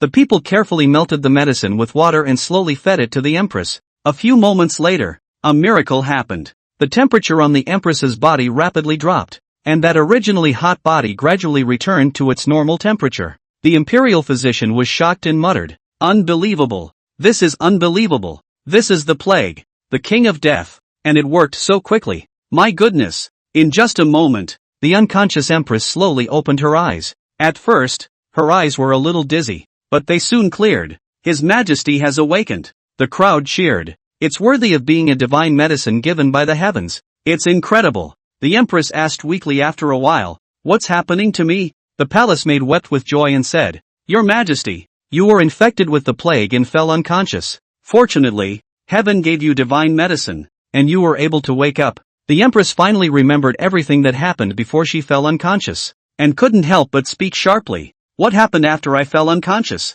The palace maid narrated the situation in a simple and concise manner, and mentioned that it took the descent of a heavenly voice to deliver heavenly medicine to save His Majesty. The empress was shocked. The voice descended. "But I didn't communicate with the heavens?" The palace maid replied, "I can only say that heaven favors your Majesty, and your Majesty's benevolence is unparalleled. So even heaven does not want you, your Majesty, to go to the Yellow Springs." And by this time, above the city walls, it was already miserable to the extreme. Most of Xionghua's generals were infected with the plague and were in terrible health, but they had to face a fierce attack by Zhao's army. The storming attack caused the Xianghua generals to struggle to hold on, each and every one of them fighting to the last ounce of their strength. On the battlefield, shouts and screams were intertwined, and the scent of blood filled the air. "Li Ro, surrender. You are a talented person. If you surrender, the kingdom of Zhao, will treat you with generous gifts and keep you in honor and wealth. One of Zhao's generals raised his voice to persuade him to surrender, with a hint of smugness in his eyes. Bull asterisk asterisk asterisk asterisk. Get thee outta here. Li Ro's eyes widened angrily, her face full of anger and indignation. Dragging her weak body, she desperately swung the steel pipe in her hand towards the other party and smashed her head down. However, the other party used a lance with extreme ease to easily follow up the seemingly ferocious strike. It's useless. You're empty of a divine weapon, but you're not utilizing its power. General Zhao's face was filled with contempt. In your current state, you're no match for me at all. Despicable and shameless people. If you hadn't used the plague, I could have killed all three of you by myself. Li Ro was so angry that she was trembling all over. She really had no strength left. The person was still in the midst of coughing and fever. Every breath seemed to have used up her whole body's strength. There aren't that many ifs when it comes to becoming a king. General Zhao sneered. If you don't surrender, then I can only kill you. It's just a pity that you have this martial art. Saying that, he held a long spear and stabbed at Li Ro's heart as viciously as a viper.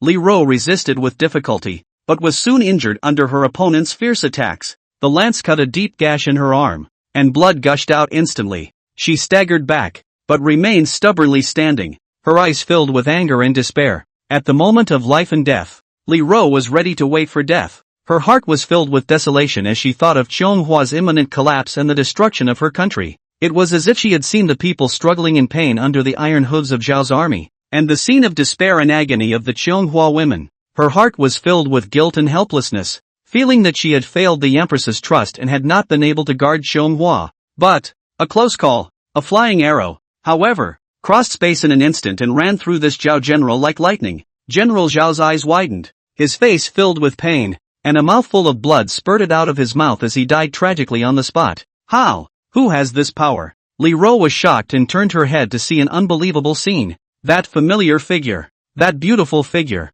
Chapter 37, The Empress is Invincible. For a while, in Li Ro's eyes, hot tears filled her eyes. Your Majesty, Li Ro called out. Yes, on top of the city wall, the generation of empresses held the full moon bow and made 3 more arrows. Whoosh, whoosh, whoosh. 3 arrows, 3 more Zhao officers killed in seconds. It's the Empress. A cry of alarm rang out, instantly causing an uproar on the battlefield. Isn't she dying of the plague? The hearts of the crowd were filled with doubt and shock. Zhao's army panicked, and the trepidation spread quickly like a plague. The Empress is a nightmare for them. On the contrary, Xionghua's side was greatly demoralized. Even the soldiers infected with the plague seemed to be infused with new strength and erupted with unprecedented strength. They were like burning flames, with a determined gleam in their eyes, as if they were not sick. Sickness seemed to be thrown out of the window at this moment, and all they had in their hearts was admiration for the Empress and determination to defend the country. In the distance, Zhao Jingwu stared with wide eyes, his face full of incredulity. Didn't Sure Hu send a secret message that she was dying and unconscious? The warlord's face was gloomy, but he still maintained his composure and slowly said, It doesn't matter. The great thing has been accomplished. The building is about to fall. Even if the female emperor comes, it won't change the general situation. At this moment, the Qianghua generals are the end of their strength, infected with the plague, physically and mentally exhausted, and hard to bear. It's not something that can be changed by a district's morale. Zhao Jingwu listened and gradually settled down in his heart, thinking that the military division had a point. He ordered, the army presses on. Don't be afraid. Capturing the Empress alive will be heavily rewarded. Anyone who can capture the Empress alive will be awarded 10,000 vassals and rewarded with 10,000 taels of gold. The war drums beat, shaking the earth like thunder. The heart of Zhao's army stabilized. As the saying goes, there will be brave men under heavy rewards. The soldiers' eyes lit up with the flame of greed and once again launched a fierce attack on Xionghu City.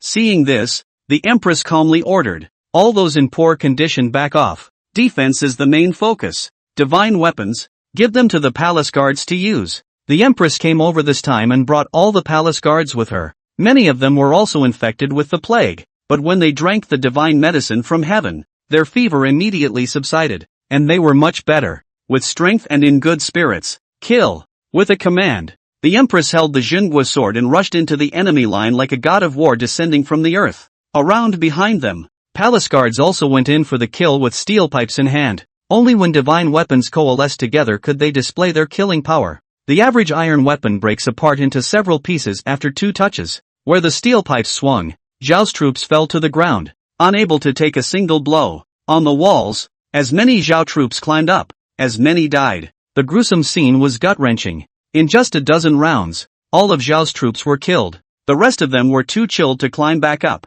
Warlord, this isn't the same as what you said. Zhao Jingwu was in a cold sweat, his voice filled with panic. Cold sweat also broke out on the warlord's forehead. It's not right. They're infected with the plague. How can they still have such a raw combat power? This is completely beyond expectation. Where could they have imagined that the divine had bestowed a divine medicine, and that the empress and these people were already generally fine? And at this time, after the empress drove Zhao's army down from the city wall, she didn't stop, but led dozens of palace guards to leap down, jump off the city wall, snatch the war horses, and head straight for Zhao's middle army. The target was clearly Zhao Jingwu. Zhao's army hurriedly intercepted them. However, facing the empress's terrifying martial arts skills, as well as dozens of divine weapons, it was important to know that the palace guards could all be experts, wielding divine weapons with extremely terrifying killing power. All the interceptions were unbearable, and when viewed from the sky, it looked like a long sword thrusting into the densely packed Zhao army.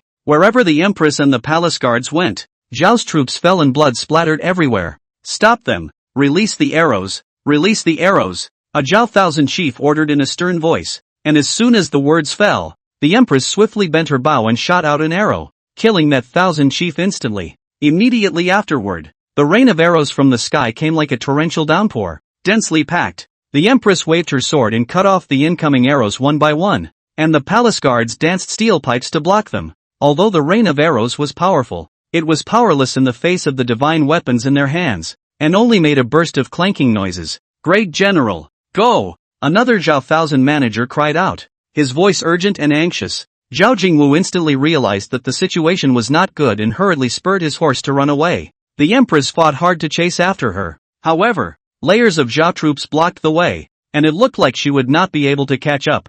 Zhao Jingwu laughed in triumph and arrogantly clamored, Empress, you're just a woman and you're trying to kill me? It's simply a daydream. When you fall into the hands of my Emperor Zhao, you will definitely be humiliated and become a plaything at your crotch. Just then, the empress suddenly leapt up from her warhorse, her feet in the air, and galloped over the heads of the crowd, rapidly closing in on Zhao Jingwu. She then removed the full moon arrow from her back and bent her bow to shoot. With a swishing sound, the sharp arrow pushed straight into Zhao Jingwu's heart. Zhao Jingwu was horrified to the extreme. He knew that the empress was terrifying in her martial arts. If this arrow hit, he would surely die. In the nick of time, Zhao Jingwu fiercely grabbed the thousand-man commander who had previously told him to hurry and flee as a shield. The long arrows instantly penetrated this thousand hero, and the thousand hero died with a scream, blood gushing out. At the same time, the arrow with a powerful impact continued to advance after penetrating the thousand-man commander and penetrated Zhao Jingwu's right shoulder again.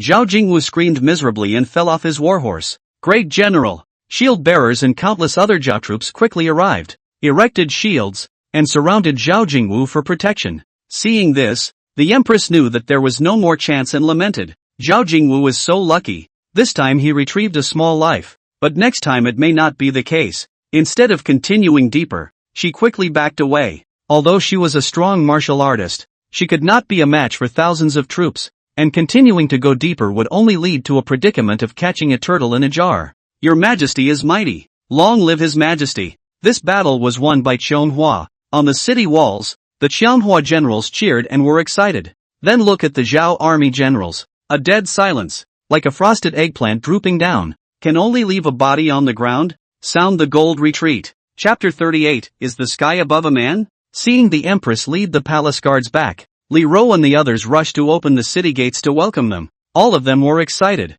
their eyes glittering with honor and excitement. Your Majesty, it's really a pity that the party was so close. It was so close to beheading that abominable Zhao Jingwu, Li Rou said with a face full of regret. A touch of regret also surfaced on the Empress's face. Now that I've only recovered 50% of my physical energy, if I were in a state of full victory, I would have been able to cut the Zhao Jingwu down to size. Immediately afterward, Li Rou couldn't wait to inquire. Your Majesty, I am deeply confused. Your Majesty is obviously infected with the plague and in a coma. Why is he? At this moment, the Empress raised her head slightly and looked towards the sky, slowly saying, It is the help of the heavens. Li Rou was full of doubts. Your Majesty, but when you were unconscious, You were unable to communicate with the heavens. A mysterious color flowed out of the empress's eyes. It is the heavens who took the initiative to communicate with me and sent down divine medicines. The heavens have stated that a large number of divine medicines will be sent down later. And the plague is not enough to be feared.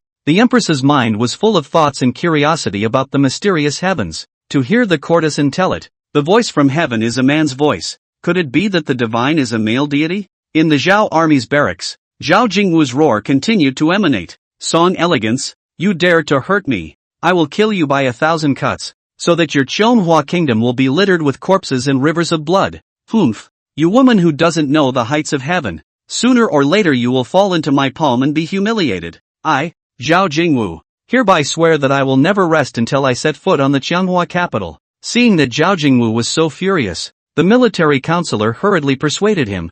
Things have come to this, great general. At least your life is not in danger. As the saying goes, there is no fear of not having wood to burn. We still have a chance to turn the situation around. Now that we have surrounded the capital of Chonghua, even though our troop strength has been weakened, we still have an absolute advantage. Zhao Jingwu complained. You said the same thing last time, but what was the result? Although this plague war killed many Chonghua people, we were also the victimized party. Even though we were prepared, we still lost more than 5,000 people. Those people were killed and buried once they showed symptoms. Is this your so-called victory? What exactly is the use of your strategy? After a short pause, Zhao Jingwu grumbled with even more indignation. The plague war, it looks like we killed many enemies, but we also suffered heavy losses. Is this not a good strategy? The military counselor said. This matter is indeed my responsibility. I really never thought that a small Chonghua would be able to force me into such a situation.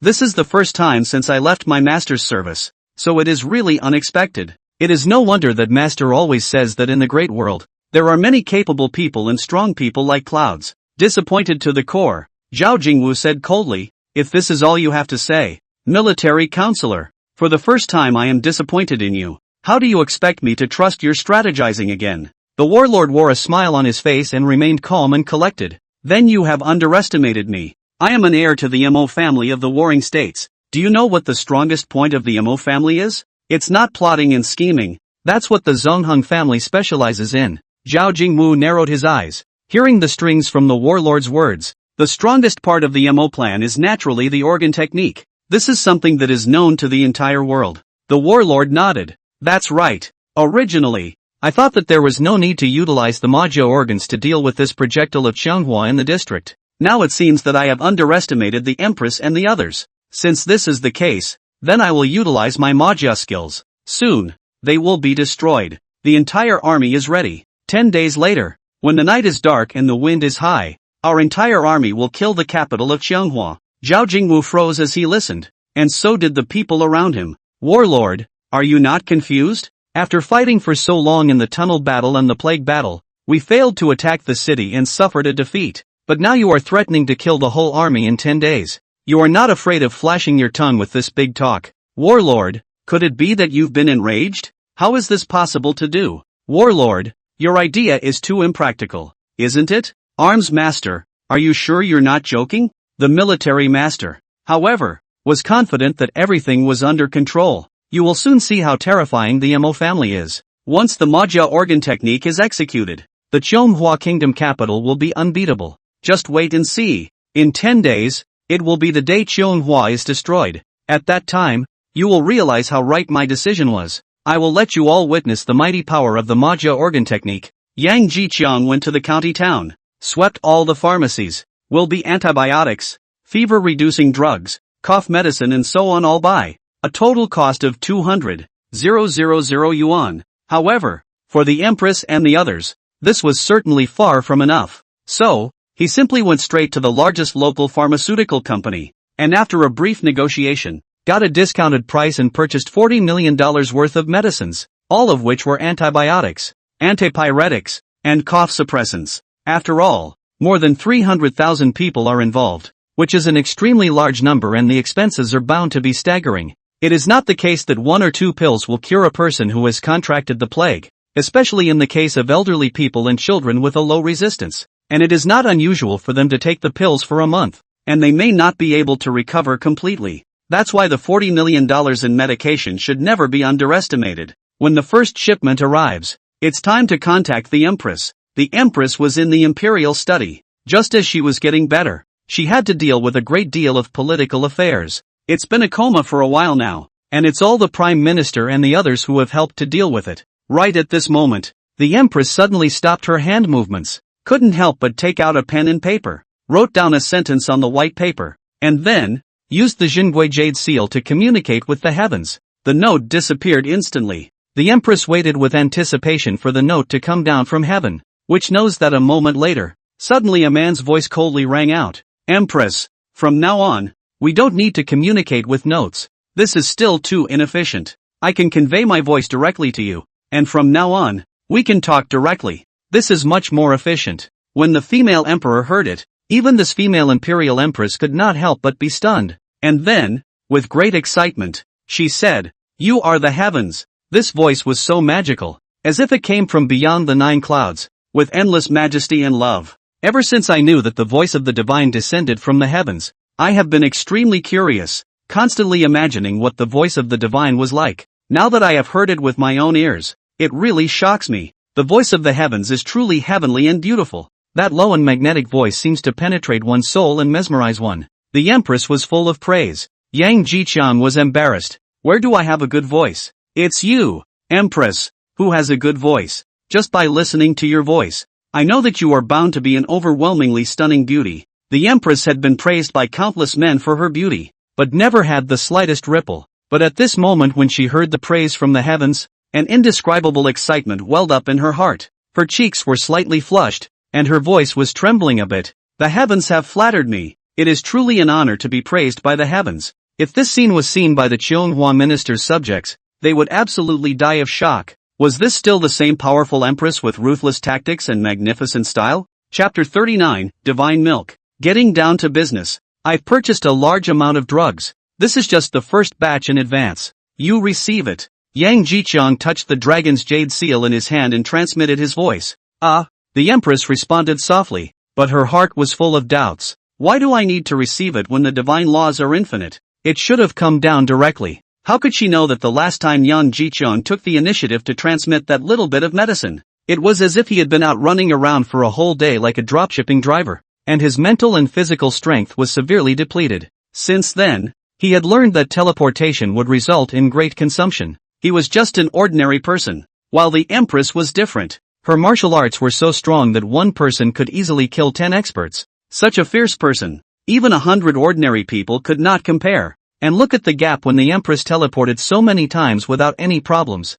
Therefore, it would be more appropriate to let the Empress do this kind of work in the future. Yang Jiqiang is only suitable for transmitting sound, which is relatively less consuming. As the teleportation opened, boxes of medicines continued to disappear, spiraling before the Empress' eyes. However, at the moment, the Empress had no time for these drugs, knowing full well that the divine connection to her had not yet been broken. The Empress had 1,000 words in her heart, but she did not know how to speak to the mysterious and powerful heaven. Just then, Yang Jiqiang broke the calm. You were infected with the plague. How are you doing with the medicine now? Much better, thanks to the divine medicine you provided from above. The Empress was flattered that the heavens cared so much about her. Yang Jiqiang continued, after recovering from a serious illness, my body is still weak. I have a carton of milk here that I originally bought for myself to drink. But now I'll give it to you. You receive it. The Empress was touched and said in her heart, the heavens are so good to me that they can't even spare themselves to eat it and give it to me.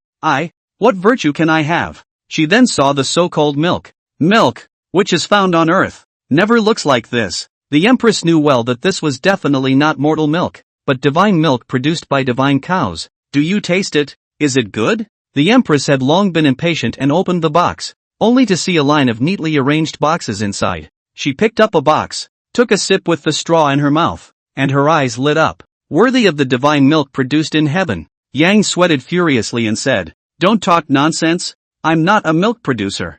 I'm not a cow. The Empress also realized the slip of the tongue and hurriedly corrected herself. What I meant to say is that this is divine milk produced by divine cows in the heavens. The milk produced by our earthly cows, whether it be cow's milk or horse's milk, is filled with an unpleasant odor and has a bad taste. The taste of this divine milk is delicate and mellow, and it is as smooth as silk in the mouth. It has a light milky aroma and a sweet flavor that isn't greasy or astringent, and every bite is intoxicating. Yang said, milk is known as white blood and has many advantages. It is rich in high-quality protein, calcium and other nutrients, which help the health of bones and teeth as well as growth and development. It regulates intestinal flora, improves sleep and provides energy for the body. Its nutrients can also nourish the skin, making it smooth, delicate and elastic, with cosmetic benefits. Drinking it consistently every day can help you recover your body quickly. The Empress couldn't understand it, but that didn't stop her from knowing that God's milk was awesome. God's milk has amazing properties and does so much. It's unbelievable. Like it? Yang asked again. The Empress replied subconsciously and truthfully, like. Then I'll give you 10,000 cases tomorrow, Yang Jiqiang said. In addition to that, there is also a batch of rice for you to collect. Last time, the rice given to you was just the raw material in my warehouse. Very little. This time, much more. In addition, you are weak after contracting the plague, and far from being able to regain your health by taking medicine alone. You must nourish your bodies, so be sure to eat well. In addition to milk, rice, there is meat, which must be eaten to restore the body. The next morning, Yang Jiqiang got up early and went straight to the largest vegetable market in the county. It was the middle of the morning and the food market was busy. He bought all the pork directly from the food market, even frozen pork, totaling more than 10,000 pounds and costing more than $100,000. However, pork is still not enough. Yang Jiqiang and buy all the beef and mutton, but unfortunately, much less beef and mutton, not even 3,500 pounds, cost more than $100,000. Then, Young went to a milk wholesale place and bought 10,000 cartons of milk. The last thing was rice, which he had already contacted by phone. This time it's not with a small business owner, it's a company. Mr. Yang, we have prepared the 1 million pounds of rice you asked for. The person in charge took Yang Jiqiang to a warehouse, only to see bags of vacuumed rice neatly arranged. Yang Jiqiang was very satisfied with the cost of nearly 3 million. Pay on the spot. The supplies were then all hauled into the factory warehouse. When it was late at night, Yang Jiqiang contacted the Empress and opened the teleportation. At Qianghua, the crowd was talking. What is the purpose of His Majesty's summoning the generals to the court in the middle of the night? It must be something big. Could it be that there is an urgent military situation? Boom! In the palace, bags of rice were suddenly sprayed out like a raging yellow river, smashing into the crowd. The packaging broke, and the snow-white rice splashed all over them. The rice seemed endless, coming in like a tidal wave and instantly piling up in the palace. The crowd was stunned by this sudden sight, and after a few moments, the excitement overflowed, and some people burst into tears, looking incredulously at the mountain of rice in front of them. Is this for real? It was like a dream. This is rice. I who can only drink some porridge every day can't imagine what it's like to have so much rice. Then all kinds of meat, beef, pork, and mutton poured out of the palace, piled up in lofty hills. Once again, the ministers and generals were so excited that some hugged and kissed the pork and beef as if they were the most precious treasures in the world. A veteran general had tears in his eyes, and his large rough hands gently caressed the beef. I've never seen so much meat in my life. A soldier hugged a pile of beef and wouldn't let go. This meat, it smells so good. It feels like heaven. A civil official trembled his hands. Thank heaven for this blessing. One of the lieutenants was red in the face. I can't wait. With this meat, we will surely regain our strength and defeat Zhao.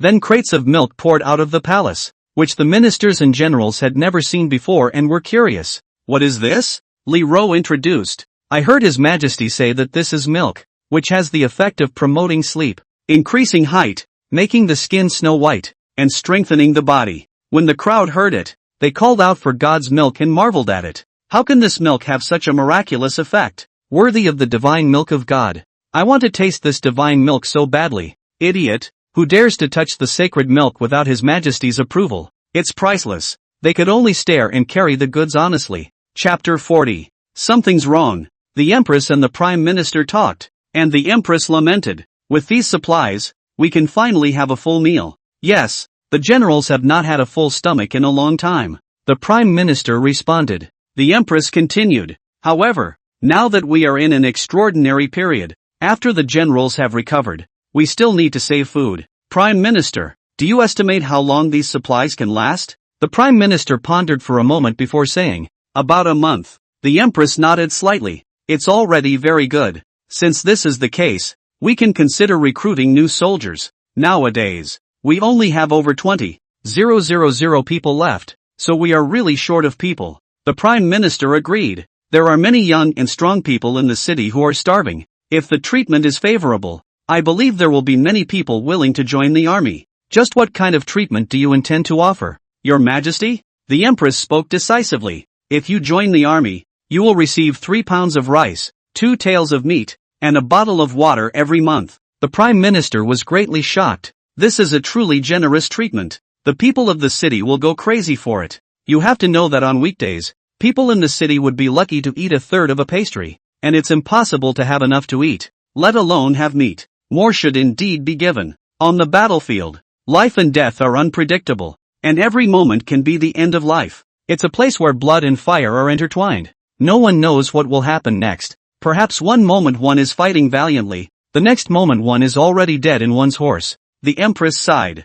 Your Majesty is merciful. At the beginning of the recruiting process, no one paid any attention at all. The conscription office was deserted, so cold that it seemed as if it had been forgotten by the world. However, when the recruitment rewards were announced, the entire city instantly became like a pot of boiling water that had tumbled over, completely boiling over. This reward is too generous, isn't it? To receive 3 pounds of rice, half a pound of meat, and a bottle of water every month is unimaginable. Could it be that we are not being swindled? How could there be such a good thing? Is this really how the draftees are treated? It's just unbelievable. Where did you get so much meat and rice for such a generous reward? Although deeply shocked, no one dared to join the army at first, and everyone thought it was a trick. However, there are always people who are so hungry that they can't help but go ahead and join the army under the pressure of survival. When they did receive 3 kilograms of rice, half a kilogram of meat, and a bottle of water, the news spread quickly as if it had grown wings.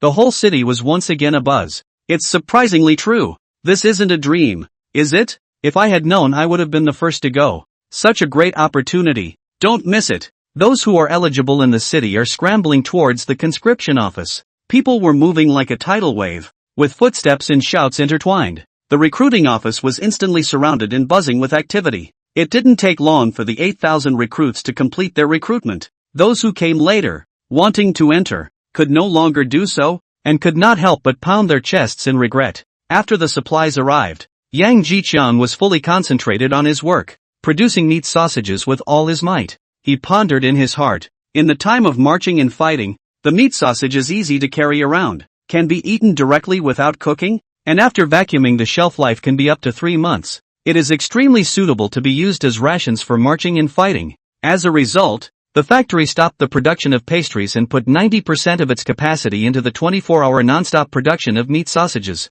Suddenly, there was a sharp noise from the door. The production manager ran in a hurry and said with an anxious look, Mr. Yang, the health bureau is here, claiming to inspect the factory hygiene. Yang Jiqiang frowned, full of doubt. Doesn't the health bureau only inspect once every few months? It was just inspected not too long ago, so why is it coming back at this time? A bad feeling welled up in Yang Jiqiang's heart and said, let's go and take a look. At the factory gate, Yang met the staff of the health bureau. He greeted them with a warm face. Hello, I am the person in charge here. Welcome to the inspection. Our factory always pays high attention to hygiene and cleans daily. However, these health bureau staff were indifferent and just said in a routine manner, we are conducting a routine inspection to check the hygiene of your factory. Yang nodded slightly in understanding. No problem. The hygiene of our factory has always been excellent. Inspections are always welcome. We are always committed to providing consumers with safe and hygienic food. Then, people from the Department of Health entered the factory and began to conduct inspections. At this time, the production manager lowered his voice and said to Yang Jiqiang, Mr. Yang, I always feel that something is not quite right. The past inspections have not been this serious. It is more like going through the motions and taking a casual look. Yang also sensed the visitor and asked in a low voice, you guys didn't have any problems with hygiene, did you? The production manager said with a straight face, Mr. Yang, I guarantee on my life that I am checking carefully, once a day. So, absolutely nothing will go wrong. Is this the meat sausage you produce? A health department leader asked, pointing to the meat in the machine. Yes, this is the meat sausage produced in our factory. Fresh and delicious, made from the finest pork. Leader, You can rest assured that these meats are absolutely hygienic. I'm strictly checking them every day. However, the leader of this health department had a stick brought in and churned in the huge meat chute. The huge meat chute was full of cured pork, cut into pieces for the machine to grind. This leader took a stick and rummaged through it, and as he did so, he turned up a huge dead rat. Then came the rummage through trash bags, cigarette butts, mineral water bottles, and even a slipper. The production manager's face suddenly changed and he stammered. How did this happen? Where did this come from? It's not right. This is definitely not from us. I've been checking it carefully every day. Yang Jichang's face was also gloomy to the extreme. The leader of the health bureau sternly rebuked. Is this the sanitary condition of your factory? It is really abominable. Do you have any conscience? All you earn is black-hearted money. And if you take this kind of stuff and give it to people to eat, aren't you afraid of eating them to death? Yang Jichang hurriedly explained. Listen to my explanation. This must be someone maliciously planting evidence. The leader of the health bureau said. You say it's planted evidence or it's planted evidence? Everything must be based on evidence. We have received a report from someone that there are huge hygiene problems with the food produced in your factory. It's even more serious than I imagined. Back then, we investigated and dealt with the situation where you had dead rats, but I didn't think you would dare to repeat the same mistake. This time, we will never let you off lightly. Immediately thereafter, the factory had its health license revoked, was seized, and production was halted for further investigation. Yang's plan to produce meat sausages was also forced to abort, and the empress could not get them as a military food supply anymore. The production manager was as anxious as an ant on a hot pan and said, Mr. Yang, it's really not my fault. I work diligently every day to complete routine inspections, and I don't know how this garbage got into the production plant. Chapter 41, Suspicion. Yang Jichang did not blame the production manager, but gently patted his shoulder. Slowly said, this matter is by no means your fault. The gun is easy to avoid. The arrow is difficult to prevent. Although I have been prepared, but did not expect to still hit the other side of the dirty tricks. The production manager asked in a grave tone. Boss, are you saying that this was done by someone else on purpose? Yang Jichang nodded slightly. A look of reminiscence swept across his eyes. We encountered a similar situation back then. The scene before us is very similar. It must be Lu Kaitai who was behind this. Thinking back to that year, he did whatever he could to compete for the market, stealing away a lot of our business. Now that our production has affected his interests, he naturally won't rest easily. The production manager was full of anger. I also suspect it's Lu Kaitai, but I'm suffering from a lack of evidence? Yang said, this world does talk about evidence, even more so in front of the police. However, there is no need to rush first. However, Yang revealed a smile. Let's go. I'll take you to a place to see one thing. The production manager was full of doubts. It's this time of the day. Why is the boss still in such a mood? What exactly do you want to see? At this time, Yang Jichang's factory was forced to shut down due to the investigation of health license. Lu Kaitai learned of this, can be described as complacent. That old face laughed out layers of wrinkles. Just with you, Yang Jichang, you also want to fight with me? Your father wasn't even a match for me back then. Let alone you. Ha ha ha ha ha. Lu Kaitai's heart was filled with a sense of pleasure. Humph. Last time I was scared by him pretending to be a ghost, causing me to be afraid of the darkness for a long period of time. This time, he must be completely crushed, so that he will never be able to turn around. Thinking of the experience of being scared by a ghost, Lu Kaitai was burning with anger. Growing up so big, he was the first time he ate such a big loss. Afterwards, he was arrested into the police station, locked up for several days before coming out, reduced to the laughingstock of the crowd. Yang Jichang, this time, I'm going to make you go to the police station too. This matter will never end so easily. This is retribution. How dare he rob your big client? Boss, it's simply asking for death. A dog-legger said viciously. Boss, what should we do next? Another lapdog asked. Lu Kaitai smiled wisely. If this matter wants to be dealt with heavily, then there is only one way to do it, and that is to use the power of public opinion. You, hurry to find a local reporter. Report this matter.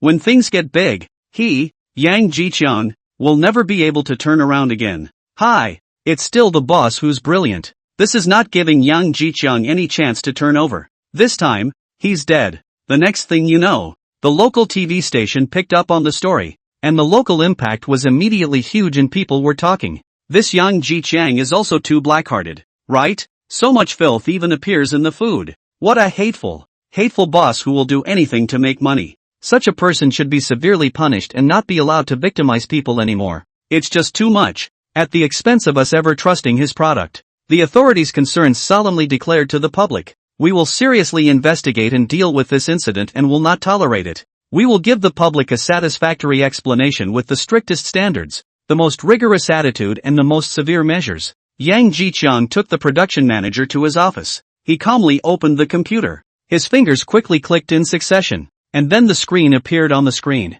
The production manager let out a soft eep and asked, "Boss, what is this?" Yang Jiqiang's gaze was deep as he slowly said, "Having had the previous experience of being framed, how could I be unprepared? So, in addition to the regular surveillance installed in the factory, I also quietly installed pinhole cameras in each production link." Surprise flashed in the production manager's eyes as he exclaimed, "Boss is wise. In this way, we will definitely be able to find out who was behind this." Yang Jiqiang sneered and said, "I would like to see who was so bold. Our factory has a strict supervisory process. To be able to avoid everyone's eyes and do such a thing, there is only one possibility, and that is someone in the factory, and the position is definitely not low." The production manager gritted his teeth and said, "I also want to know who did this. This is simply a pitfall. It's abominable." The two men stared at the computer screen, on which the day's surveillance video was playing in rapid succession. Then, when it came to the moment of truth, Yang slowed down the video. "Just see a head wearing glasses of middle-aged man to find," the production manager said. "Xiao Lua, there is your express. You go to pick up. Here, I'll help you watch." The production manager said gratefully, "Brother Yuan, thank you very much. I'll invite you for tea sometime." When the production manager left, when no one was looking, the man pulled in a box from outside and threw it inside the meat grinder. With stirring, the box shatters and the dead rats, dirty organs, slippers, cigarette butts, etc., are all mixed in with the meat inside. The truth is out. The production manager was shocked and full of doubts. How could it be the general manager? He has followed your dad, the boss, for most of his life, and has paid for the factory for most of his life. His position in the factory is second only to you, boss, with high wages and benefits. Why would he do this? At the same time, it dawned on him why such a slip-up had occurred at the tightly regulated plant. Indeed, no amount of precautions will help if the GM is behind it. Yang Jiqiang, however, looked indifferent and said lightly, "I also feel a little surprised. Lu Ziyuan, I have to honor him as an uncle. He is my father's best friend. Back then there was a sanitation incident in the factory. How to investigate cannot find clues. Now I understand it all. It is likely that he also did it. Only he has this condition: do bad things and still let people have no notice. Who would have thought?" The general manager of the factory even tried to destroy the factory himself. Afterward, Yang Jiqiang commanded, "Go and call him over." "Okay." The production manager nodded and quickly left. On the way, Lu Ziyuan asked, "Xiao Lua, the boss called me over for what?" The production manager did not change his face and said as if nothing happened. "Nothing big, just looking for you to discuss how to deal with the health bureau. This time something so big happened. The boss is having a headache." Lu Ziyuan's heart is weak, but on the surface, but smiled and said, "The car to the mountain." When so difficult have come over, the two chatted and walked into the office. "Mr. Yang, what do you want to see me about?" As the general manager, Lu Ziyuan still maintained his respect for Yang as his boss. "Uncle Lu, let me show you something." Yang turned the computer screen toward him. Lu Ziyuan was first puzzled, and after a moment, his face became pale and his palms trembled. Finally, plopped down on his knees. "Mr. Yang, for the sake of your father, let me go. I don't want to go to jail. I still have a wife and child, a family to feed." He cried out in pain. Yang Jiqiang said coldly, "My dad treated you as his best friend and never treated you as an employee. When your family was in trouble, how did my dad help you? And this is how you treat him. Can you stand up to him? I'm not human.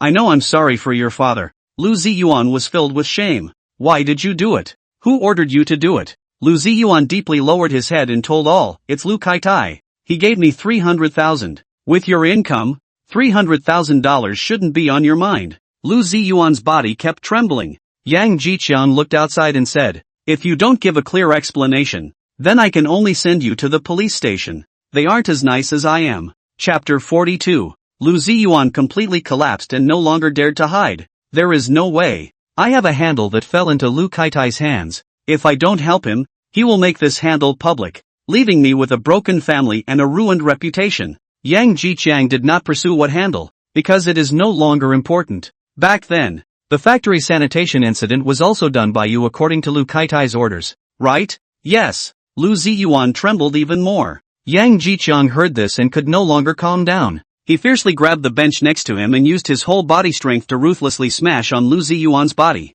There was a loud bang and the plastic bench shattered instantly. Ah! Lu Ziyuan let out a heart-rending scream as blood flowed like a stream. My father lifted you up like this, yet you did this to him? Do you know that the factory was my father's life's work? Back then, if he knew that you were the one who stabbed him in the back, how painful he would be. Yang Jiqiang roared angrily, his eyes covered in blood, his forehead veins rippling like earthworms. Lu Ziyuan's face was as white as paper from the pain. Bean-sized sweat beads kept rolling down. I'm sorry, Jiqiang. I'm wrong.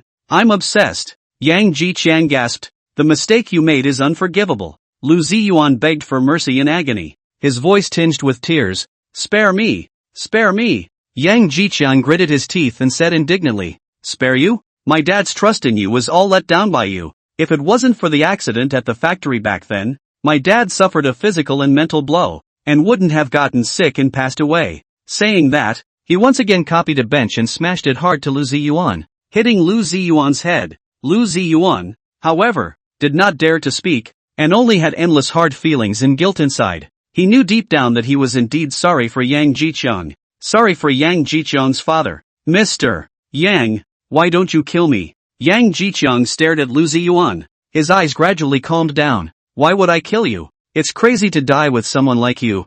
Think about yourself how to make up for your sins. Yang then walked away, with the production manager silently following. When he got outside, Yang stopped and said to the production manager, something so big has happened to the factory this time. Aren't you leaving? You know, if I can't solve it, the factory will be finished. The production manager said from the bottom of his heart, I believe in my boss and would like to follow him all the way. Yang Jiqiang nodded with satisfaction. Not bad, very good. Although you came to the factory not long ago, your seniority is still shallow, but your work ability I have seen in my eyes. Do a good job in the future. When I solve this matter, you will take over Lu Ziyuan's position and become the new general manager of the factory. Work well. Okay, boss. The production manager was thrilled. Chess room. In a private room, opposite Yang Jiqiang sat a bald and strong man. The tattoos on that strong man's body were scary with their teeth and claws, as if they were telling about his unruly past and ruthless character. Yang Jiqiang spoke.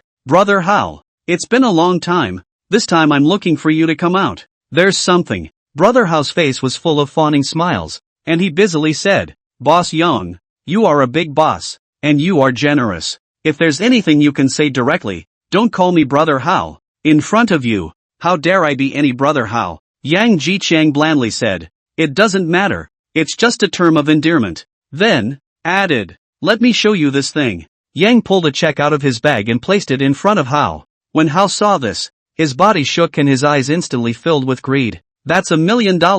For a social dilettante like him, it was simply astronomical. You know, he usually couldn't even save $100,000 in a year. Howie fawned more and more and asked, Boss Yang, what kind of thing is this for me to do? Yang Jiqiang smiled and asked first, do you dare to do it? Brother Hao clenched his teeth and said, there is nothing I dare not do. What I do is originally a life of licking blood from the mouth of a knife. When I was in jail, it was also because I stole something. It's also ridiculous to say, it's just $1,000 of motorcycles. $1 million for me. That's 10 lives. Yang Jiqiang was satisfied and said, I'll be blunt. Here's the thing. I want you to do something. Of the 1 million here, 300,000 is yours and 700,000 is the funding. Don't be greedy. 300,000 is already pretty good. If you want to get things done, then you have to give. If you take too much, things tend to go wrong. This reasoning, I believe that you who have been in society for so many years should know it very well. When things are done, there will be plenty of good things like this in the future. A mere $300,000 is just the beginning. Let me see how well you can do things. Hao nodded and said, Boss Yang, what you said makes sense. However, what exactly do you want me to do? Yang spoke slowly. Hearing this, Brother Hao's eyes lit up as he excitedly said, in that case, that would be a small matter for me. Even if I get caught, I'll only go to jail for 2 or 3 years at most. This matter, I'll do it. Boss Yang, Just wait for my good news. I'm very much looking forward to it. In the afternoon, Lu Kai-tai drank. In the office is making out with the female secretary. At this time, a manager in the factory hurried in and said in a panic, "Boss, it's not good." Being suddenly disturbed, Lu Kai-tai angrily shouted, "Get out!" This manager hurriedly retreated. Only then did he hear Lu Kai-tai say, "Come in." The two men were fully dressed when management entered. Lu Kai-tai asked, "What happened?" This administrator said, "The Department of Health came, a number of people came, and TV reporters came." Hearing this, Lu Kai-tai's heart couldn't help but tighten, and he immediately ordered, "Tell the people to get ready. All of them get in the spirit. There can't be any mistakes. Whoever makes a mistake, I'll get him killed." "Yes." Subsequently, Lu Kai-tai muttered in his heart, "At this time, how did the health bureau come to me?" He walked out and met the health department staff at the front door. Lu Kai-tai was full of smiles and said, "Director Lu, why did you personally come to our factory? It really makes me a bit flattered. This time you came. My small factory is all fluffy and bright." "Boss Lu, something happened to Yang Jichun's food factory and it went to the TV station. The city leaders are very angry. We are under a lot of pressure. We must investigate and deal with it severely." Director Lu was the leader of the health bureau who took the lead in Yang Jichun's factory last time. "We received a report that your food processing plant also has health problems. That's why the TV stations are here. Bull asterisk asterisk asterisk asterisk. Who dares to report me? Who doesn't know that my Lu Kai-tai's food processing plant is world-class in terms of hygiene? My factory, that is spotless. Every corner is as clean as a mirror can reflect the human shadow. From the entry of raw materials to the output of finished products, each link has strict hygiene control. Our employees are professionally trained in value hygiene more than their own lives. Even if a grain of dust falls in, can be immediately found and cleaned up. I, Lu Kai-tai, dare to pat my chest to ensure that the food produced here, that is absolutely safe, hygienic, high-quality representative. That's for the best, but it's still a routine check," Director Lu said. "That's for sure. Come on, you guys feel free to scrutinize it. My Lu Kai-tai's factory is most unafraid of inspections. It's even better when the TV station comes. It's free advertising. I believe that by the time you guys are done inspecting, my factory will definitely become the industry's benchmark, letting everyone see our extreme pursuit of hygiene." Next, Lu Kai-tai led the leaders of the health bureau, TV reporters and cameramen into the factory for inspection. Lu Kai-tai held his head high and was full of confidence, introducing as he walked, "The hygiene standard of our factory that is extremely strict. Every step of the process has a person in charge of hygiene supervision. Even if feces and urine pass through us, they can all be transformed into purely natural and harmless vegetables and fruits." The reporters gave a skeptical look and one of them said, "That's too much, isn't it?" Lu Kai-tai hurriedly explained, "This is indeed an exaggeration, but it's just to emphasize the level of hygiene in our food factory." In order to prove his words, Lu Kai-tai picked up a newly produced meat sausage and ate it, praising it as he ate. "Look, this flavor, this quality, absolutely delicious. Our meat sausage that is made with the best ingredients, excellent flavor. Chew, masticate, swallow." However, just as he bit down, disgusting oozed out of the meat sausage. Chapter 43, The Factory. Lu Kai-tai was first stunned, and then spat out with a wow sound. Reporters and health department leaders were shocked and backed away from the scene. "Jesus, what's going on here? The meat sausage he produces in his factory has in it." The reporters shouted in shock. They looked towards the inside of the huge meat grinder, only to see so much meat and so much inside. Journalists angrily accused, "This is too much. How can this be safe to eat?" The leader of the health bureau, his face turning blue, sternly shouted angrily, "Lu Kai-tai, the sanitary condition of your factory is simply outrageous." Lu Kai-tai, still vomiting and eating, panicked and stammered, This must be someone setting me up." The reporters continued to press, "So where did all this come from? You just swore that your factory had good sanitary conditions. It's not just the meat that has that kind of stuff in it. Look at the cookies you produce, and the meat loaf, they all have in them. I just looked around, and the whole production line has all over it. It's outrageous." Another person said angrily, "How can this be considered a factory? Producing for customers to eat. This sanitation is horrible." No wonder he just said that the pass through his factory. Turns out to be true. He really uses as raw materials for production. It's so black-hearted.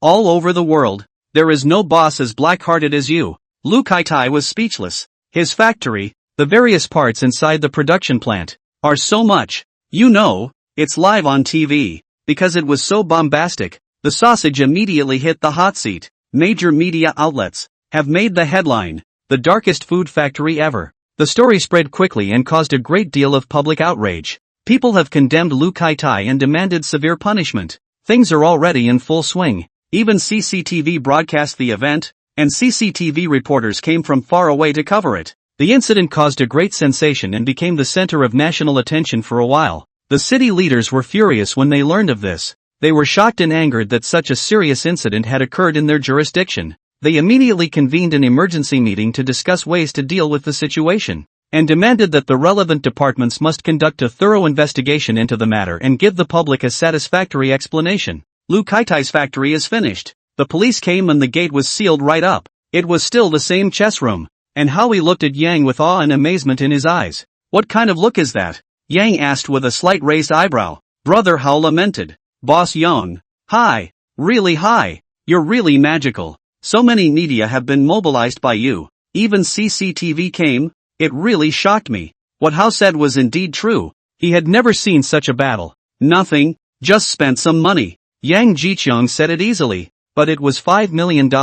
Boss Yang. You really are rich and generous. Brother Hao gave a thumbs up, his face full of admiration. Yang Jiqiang, however, pondered slightly and said, honestly speaking, I was surprised by you, that you managed to get such a good effect. Just how did you manage to do it? You know, it was a live TV broadcast at the time, and the entire production line was full of. This simply couldn't be done without buying out the workers on the entire workshop line. Brother Hao smiled and said, this is not my credit, but mainly because Lu Kai-tai is too harsh to the workers. Wages are low, only about 3,000, and often work overtime, and do not give overtime pay, completely treat the workers as cattle and horses to call. Workers have long been dissatisfied with him, but because of the money can only tolerate. Later, I found them and offered $700,000. You know, it's $700,000. They're only making $3,000 a month. And then, it works. The whole shop works in concert. And can it not work well? It dawned on Yang. In that case, it's also his own fault. Just as they were drinking tea and chatting, suddenly a roar filled with anger came in. Yang Jiqiang, get your ass out here. How dare you trap me? I won't get you killed today. Only to see Lu Kai-tai barging in with a group of people aggressively. Yang Jiqiang said calmly, Yo-ho, isn't this the owner of the factory? Lu Kai-tai? The word ***** factory instantly made Lu Kai-tai so angry that his lungs were about to explode. Yang Jiqiang, say, did you do it? Yang shook his head. I don't know what you're talking about. It must be you who did it. If a man dares to do it, why don't you dare to admit it? Lu Kai-tai glared angrily. Yang Jiqiang smiled. I did nothing. What is there to admit? On the contrary, it's you, Lu Kai-tai. You sent someone to tamper with my factory and then reported it to the health bureau, causing my factory to have its health license revoked. How despicable. Lu Kai-tai naturally couldn't admit it.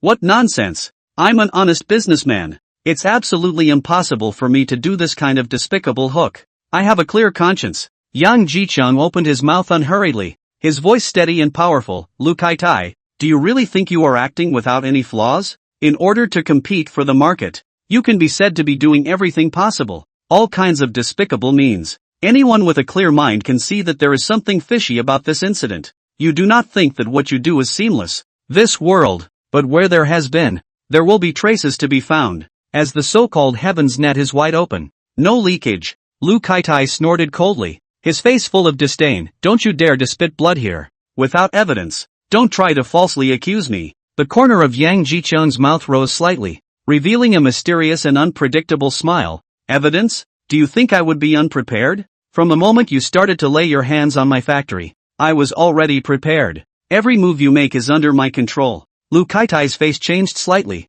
but he still kept his mouth shut. Don't you scare me. I don't believe you have any evidence. Yang Jiqiang continued. I have installed pinhole cameras in every production link of the factory, and I have every detail under control. Do you think I would be unaware of sending someone to discredit my factory? Lu Kai-tai began to panic in his heart, but he then looked at the 20 or so burly men behind him, and his eyes became ferocious again. Humph. Yang Jiqiang, so what if I did it? Today, I'll tell you the truth. The health and safety incident in your food factory back then was something I sent people to mess up, and it's still the same now. I just want to bring down your factory. Today, I'm not only going to destroy your factory, I'm going to kill you. If you make me feel bad, I won't make you feel good either. I brought people here today to make sure that you can only lie in bed for the rest of your life and can't take care of yourself. Waste him for me. I'll be responsible for anything that happens. Lu Kaitai roared, waved his hand, and the people behind him immediately moved stupidly,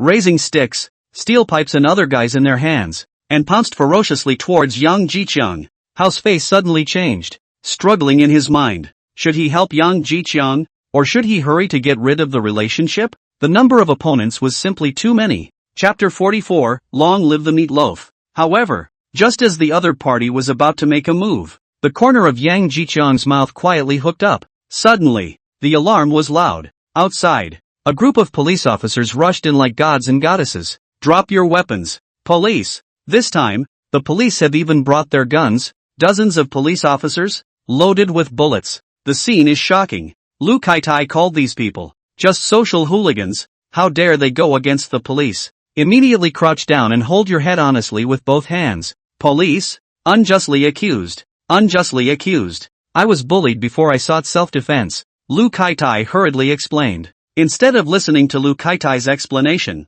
the police officer came to Yang Jiqiang. Mr. Yang, how is it? Yang Jiqiang took out his cell phone and tapped play, and immediately Lu Kaitai's voice came out. Humph. Yang Jiqiang, so what if I did it? I'll tell you the truth today. I sent people to mess up the health and safety incident in your food factory back then, and it's still the same now. I just want to bring down your factory. Today, I'm not only going to destroy your factory, I'm going to kill you. If you make me feel bad, I won't make you feel good either. I brought people here today to make sure that you can only lie in bed for the rest of your life and can't take care of yourself. Waste him for me. I'll be responsible for anything that happens. Lu Kaitai's face was filled with misery. This is enough as evidence. He's admitted it all himself. Yang Jiqiang said. Enough. The policeman nodded, and Yang forwarded the recording file to the other side. The police then grabbed Lu Kaitai and the others and left the place. Absolute criminal detention. When they were gone, Brother Hao couldn't help but swallow his saliva.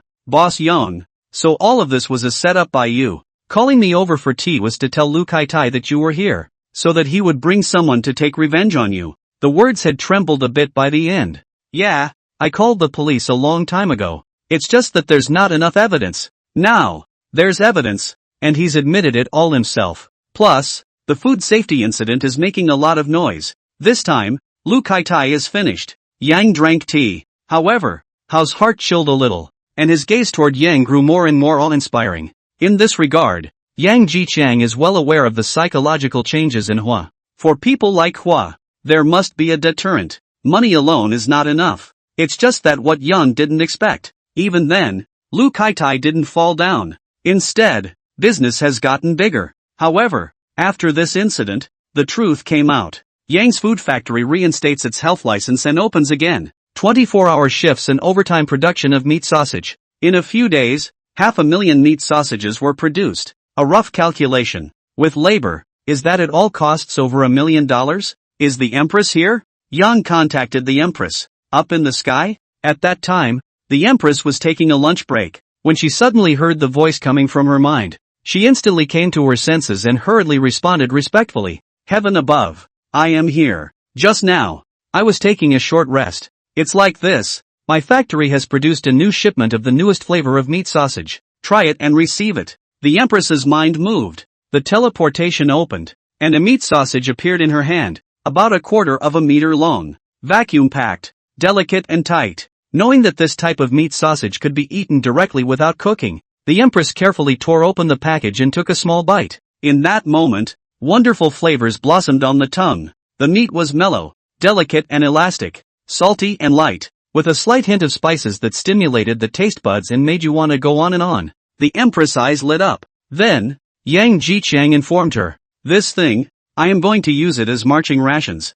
It's easy to carry and can be kept for as long as 3 or 4 months after vacuuming. Hearing this, the empress immediately realized the great value of this meat sausage. When two armies are at war, the battle often lasts for hours when it is intense, and large wars can even last for days and nights. The rations they had originally prepared were either chaff or, in slightly better conditions, buns, which had a poor taste and were not a satisfactory supplement to the body. But with this meat sausage, it's a whole different story. It has a great taste and provides the body with a good energy boost, like a strong renewal in a marching battle. Whether it's a long journey or a fierce battle, it keeps the generals energized. Moreover, the shelf life of meat can be as long as 3 months, and only the divine power of heaven can do such a thing. The empress couldn't help but lament, "This meat sausage is truly extraordinary. With it, the generals will be able to have a stronger fighting force in continuous battles, and it is of immeasurable significance in terms of both body renewal and morale. You receive, and I have prepared for you 500,000 of these meat sausages as marching rations."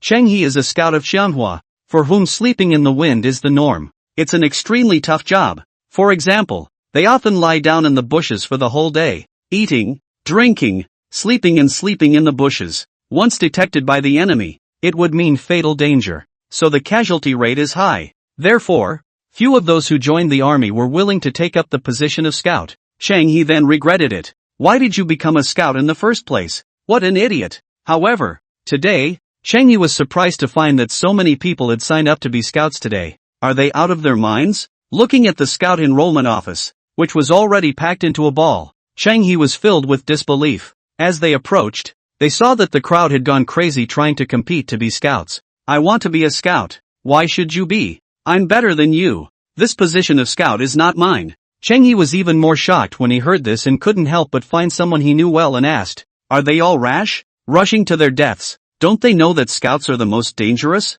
"Old Cheng, it seems that you've just returned from a mission. Let me tell you, times are different. Nowadays we scouts are a meat and potatoes," the man said with a wide smile blooming on his face. Cheng He was filled with doubt and couldn't help but ask, "What does it mean?" The man said excitedly, "It's true. His Majesty recently sent over a brand new type of meat sausage as marching rations. There's something to be said for marching rations." Cheng He hated marching rations, and when they were good, they were nothing more than dry, throat-crushing buns. When there is a lack of food, it's total chaff and hard to swallow. This time is different. This time the meat sausage marching ration that flavor. Simply absolute. It has the mixed aroma of all kinds of fruits, as if you can taste the freshness of the whole orchard in one bite, and that barbecue flavor, so rich and mellow that it makes you feel like enjoying a delicious barbecue by the campfire. That texture, delicate and tender, elastic, bite on a bite, the gravy bursts in the mouth, instantly filling the entire mouth. The taste,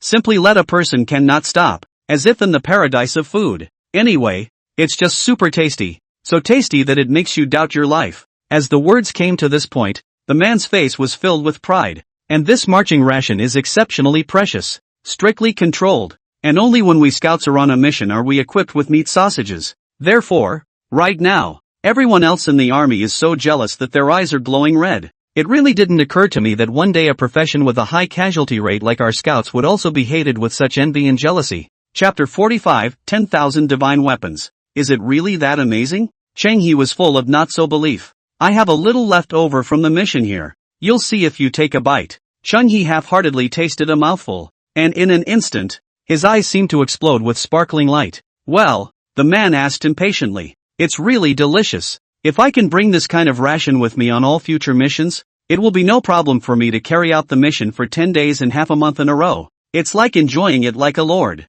I wonder how long it will last?" Cheng He asked with both surprise and concern. "Hey, you can rest assured of that. It's said to keep for 3 months without spoiling." "So awesome!" Cheng He exclaimed. "That's for sure. It's said to have been given to His Majesty from heaven, in the palace." "Your Majesty, this is the latest news from the scouts." The palace maid placed the bamboo slip in front of the empress, and the empress's beautiful eyes swept over it. "Zhao Jun, still no movement? There's not much in the way of logistical resupply, or changes in cooking smoke. What exactly do you want?" The empress frowned slightly, like a delicate flower colored with a hint of worry. Next to him, the prime minister said, "He must be afraid. Last time, Zhao Jingwu even almost died in His Majesty's hands." Another minister said, "The plague war is extremely lethal. However, they also have many people infected with the plague, and their losses are not small. Therefore, they were only able to recuperate during this time and did not attack the city." The empress, however, shook her head, her beautiful eyes flickering with wisdom. "Things aren't that simple. Have you guys forgotten the intelligence that came from the scouts?" By Zhao Jingwu's side, there is a military advisor who is vicious and scheming.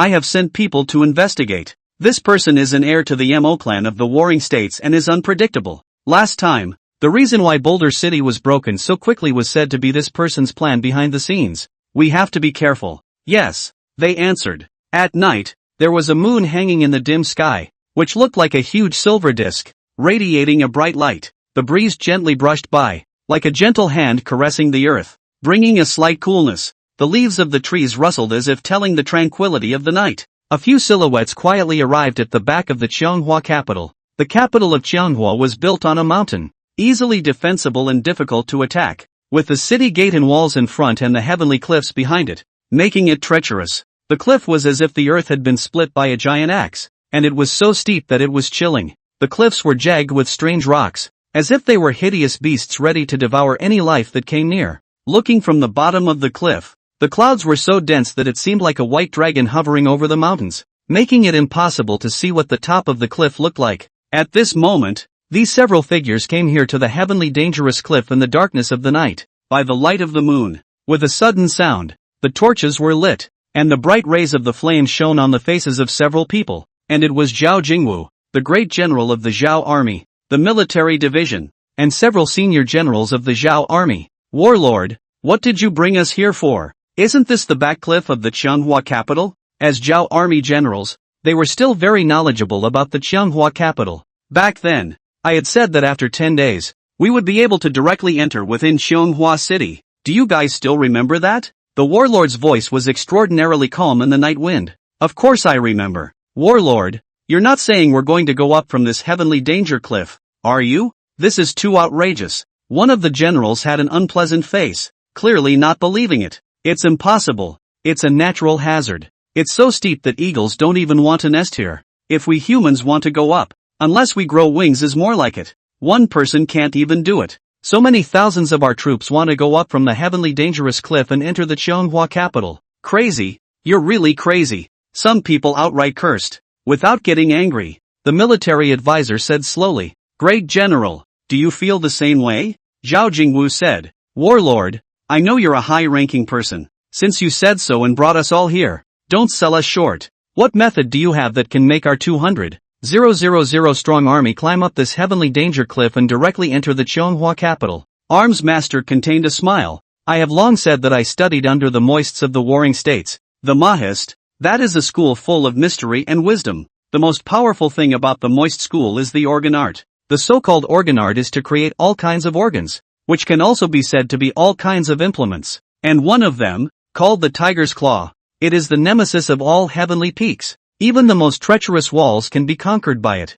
Maja took out a box from his arms. The box opened and inside was a utensil made of iron, shaped like a tiger's claw. Zhao Jingwu couldn't help but ask, what's the point? The great general will read it and understand. Arms Master held the tiger's paw and pressed it down on top of the cliff rock. Then with his other hand he used the back of his tomahawk like a hammer to drive the paw into the rock. This process, in modern times, is actually pegging in rock climbing. Acts similarly, just in a different shape. Great General, you pluck this tiger's claw, the military division said. Zhao Jingwu came over and grabbed the tiger's paw with both hands, exerting force and flushing, but to no avail. The latter did not move. With that, the others were called in to help, and they grabbed Zhao Jingwu's hand and pushed together. Still to no avail.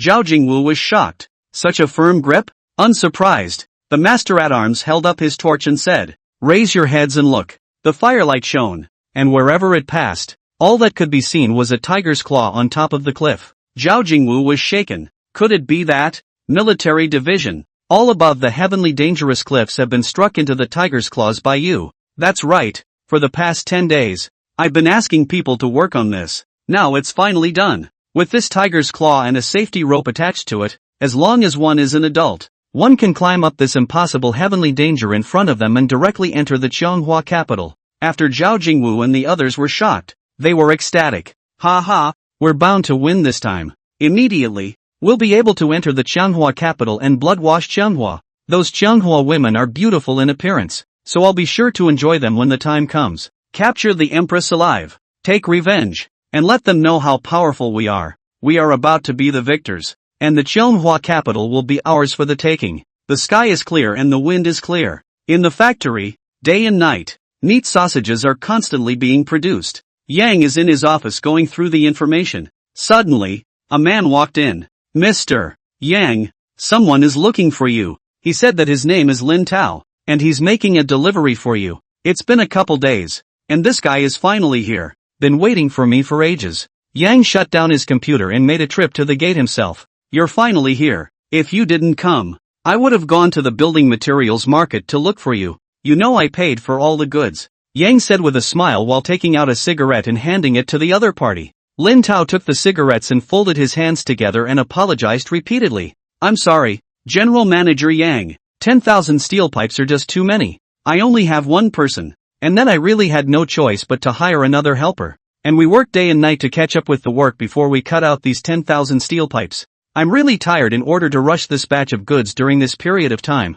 Every day from morning to night. Even eat and sleep cannot care. Just think of hurrying to send this batch of steel pipe to you. This is not. As soon as I finished the task, I immediately sent it to you. Just send it in. Let's bring the car in and go straight into the warehouse to unload. An hour later, Lin Tao laughed. Yang couldn't help but smile as he looked at the 10,000 steel pipes stacked together in the unused warehouse. With that, he contacted the Empress to open a transmission and receive it. Chapter 46, Steel Tube Army. At this moment, Li Ro and 5 other men and women were sitting together and chatting. Li Ro face full of proudly show off their hands weapon, steel pipe. She swung the pole excitedly, whirring as if the air was whistling for the magical weapon. Among the 5 of them, only Li Ro possessed a steel pipe. Looking at the remaining 4 with envy and jealousy. There is no way. There are only 100 pieces of this divine weapon, which is extremely precious. Not even the generals could have 1 piece each, and His Majesty's palace guards alone took as much as half of it.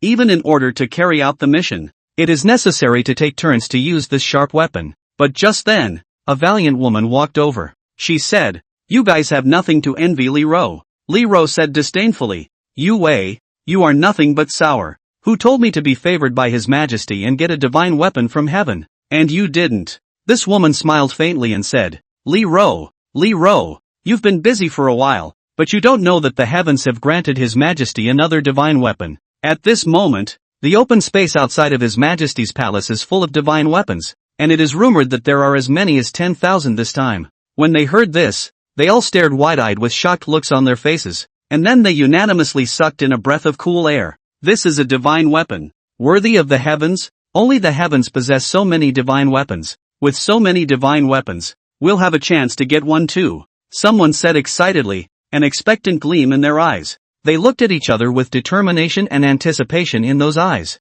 Immediately afterward, as if their hearts were in sync, they flew straight towards the direction of the palace. Their feet flew, with only one thought in their minds: they must obtain a divine weapon. With divine weapons, they could also fight furiously. Killing Zhao's army is simple as chopping melons and cutting vegetables. At that time, let's see how Li Ro, can still show off in front of us. In the middle of the palace, the Prime Minister looked at the 10,000 divine weapons neatly arranged in front of him, and his eyes were so wide that he couldn't help but swallow a mouthful of saliva, and his voice trembled as he said, "Your Majesty." Did the humble servant's eyes blink? The Empress smiled, her voice as pleasant as a clear spring. Of course not. This is a divine weapon made of refined steel, comparable to the preciousness of gold. The Prime Minister's gaze was filled with awe and deep shock. 10,000 pieces. It's simply a miracle from the heavens. Such a large number of divine weapons is unbelievable. This is heaven's favor to our Qianghua. Your Majesty,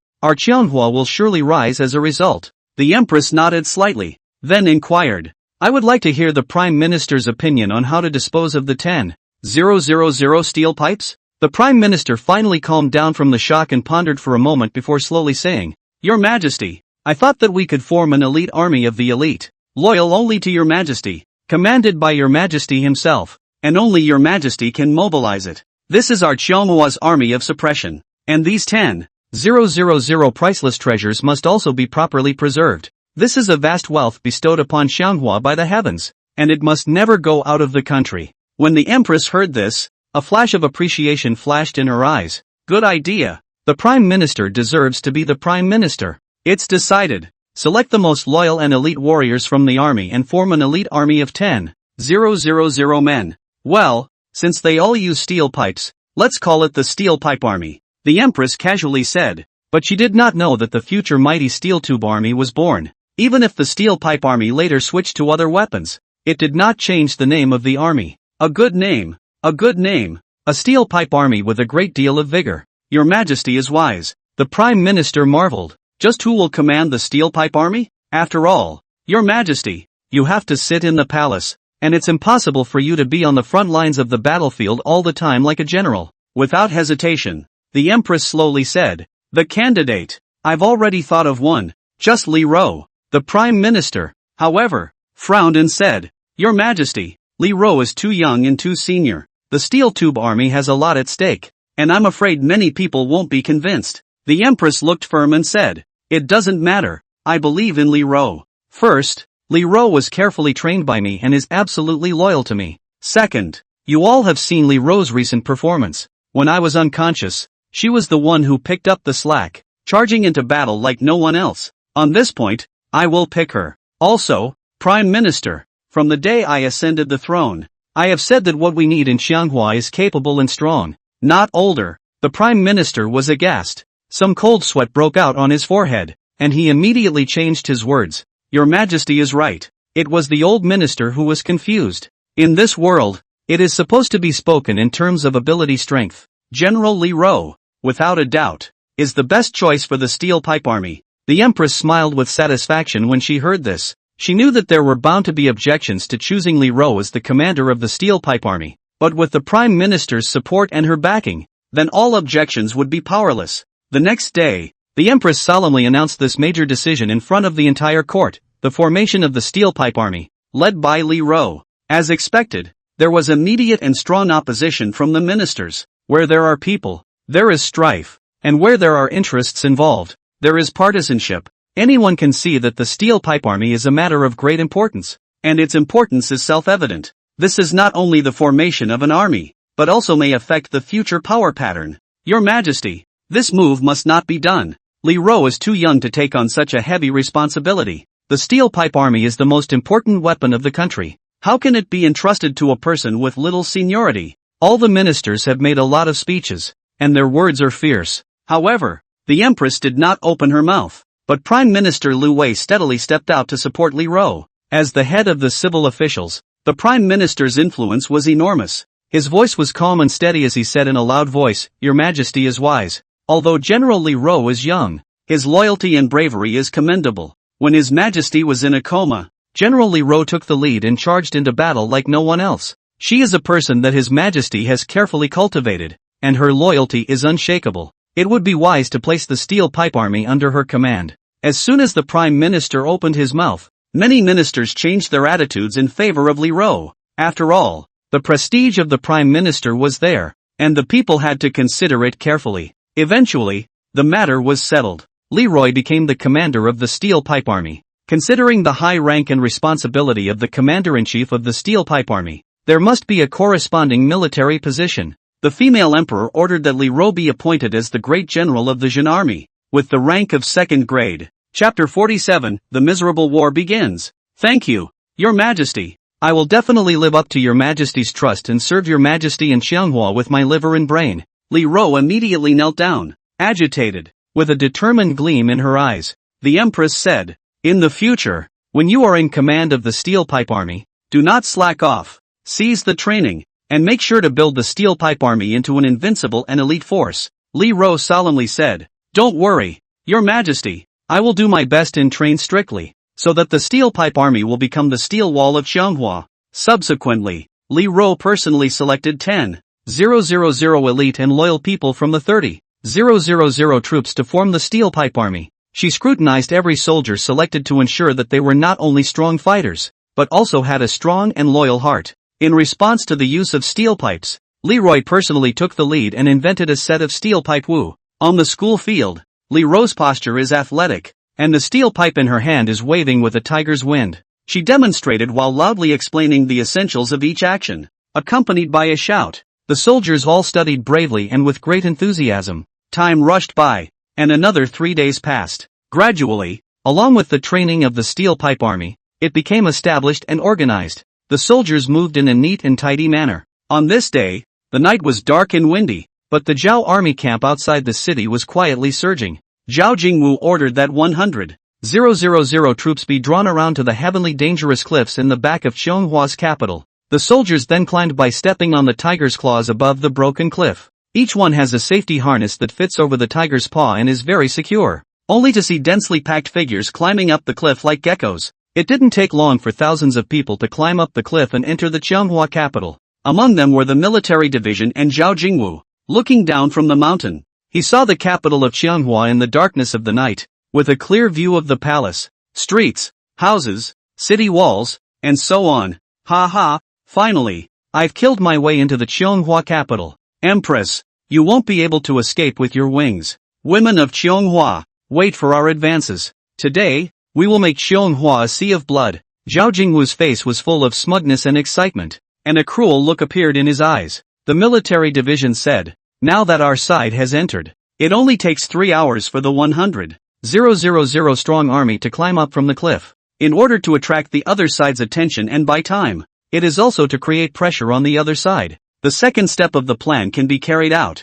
Zhao Jingwu's face was full of admiration as he said, Warlord, you are indeed resourceful and worthy of being an heir to the Mo family of the warring states. After this battle, this general will give you credit to His Majesty. Many thanks, great general. Immediately afterward, Zhao Jingwu ordered the 100,000 troops stationed outside the city to pour out and attack the city. The remaining 100,000 garrison, actually less than 100,000 after the fold, were all weak and inferior. The real elites were all climbing the broken cliffs and entering Qianghua at this time. The former was a feint attack, and this was the real attack. The trumpets sounded, and in the evening, the siege began. In the palace, the empress woke up from her sleep and immediately put on her gauntlets and prepared for battle. Along with the fierce battle, the empress quickly realized what the problem was. The opponent's attacks were too powerless. Most of them were old and weak people of age, and there were hardly any strong people to be seen. The empress frowned. Why is this Zhao army's attack so strange today? The general returned. Your Majesty, the last general is also deeply confused. This Zhao army doesn't seem to be doing its best to attack the city. The empress pondered for a moment and said, there must be something strange about this matter. At this time, the sound of mountainous killing came from the top of the back mountain. The fires were dotted. They were densely packed torches. The empress' face changed drastically. How? Soon, news came in. It's bad, Your Majesty. A large number of Zhao troops have appeared in the back of the mountains. There are at least tens of thousands of them. A man next to him didn't believe it and angrily shouted, it's simply impossible. The back of the mountain is a heavenly danger cliff. It's simply impossible to climb up. Unless they have wings, it's more like it. Yet, it is in fact true. Just by looking at the fires on the mountain and the sounds of fighting, one could tell that there were definitely tens of thousands, if not more. The empress took a deep breath, her face full of concentration, knowing that the most dangerous moment in so long had arrived.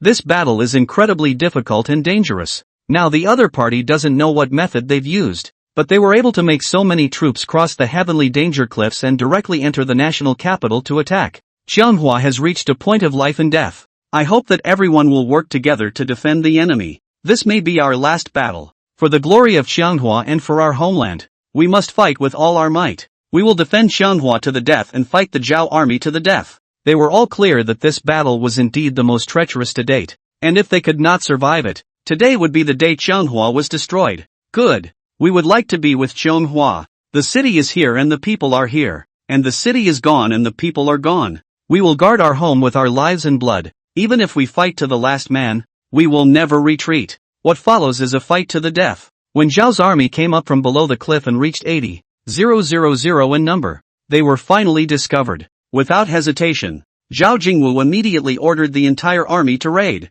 This was the 80,000 elite of Zhao's army, and they were like a pack of hungry wolves, killing whatever they came across. Charge! Kill all the men of Qianghua, and all the women of Qianghua are ours. I'm going to sleep with all the women of Qianghua and make them beg for mercy under us. Qianghua, today is your end. Take all the wealth and women of Qianghua. Zhao Jun shouted viciously and aggressively. Soon, all 100,000 troops came up, pressed on with their entire army, and slew down the hill like a rolling torrent. Wherever they passed, there was simply no one who was their opponent. The men were brutally killed and the women were forcibly left behind. For a while, there was a lot of crying and shouting. The people were plunged into endless misery. Father, help me. Hundreds of people are fleeing in all directions, but there is nowhere to run. In the street, a girl was crying for her mother. Mother, where are you? Oh, the tender voice was heartbreaking. At that moment, a Zhao army soldier rushed over with a hideous smile on his face. Without hesitation, he raised the weapon in his hand and directly cut off the girl's head. Blood splattered as the girl's body slowly collapsed. The surrounding people watched the scene in horror, but could do nothing. I'll fight you all. A man, his eyes wide with anger, raised his fists and rushed forward. However, in just an instant, he was brutally dismantled by Zhao Jun and died without a trace. Zhao Jingwu laughed maniacally and was overwhelmed with triumph as he exclaimed, "Qianghua is mine. Capture the empress alive, and definitely don't let her escape. Today, the country will be broken and the city will be destroyed, and there will be no more Qianghua in the future." He took it for granted that he was going to win, as if he had seen himself becoming the master of the land. However, at that very moment, the ground trembled slightly, and the clamor quieted slightly. Zhao Jingwu frowned and asked, "What's wrong, Great General?" "There are people in front. A lot of them, densely packed, at least a few thousand of them." Zhao Jingwu disdained. "Fear nothing, we have 100,000 elite soldiers and strong generals. Give me on. One person with a sword can drown them." Chapter 48, The Terrifying Pipe Army. Zhao Jingwu ordered the entire army to press on, ready to completely drown this force that knew no bounds, but as many as rushed up, as many as died, as if a mass of flesh and blood were going to crash into a mountain at top speed. Losses were heavy. 3,000 in a short time. Zhao Jingwu was shocked. What's going on?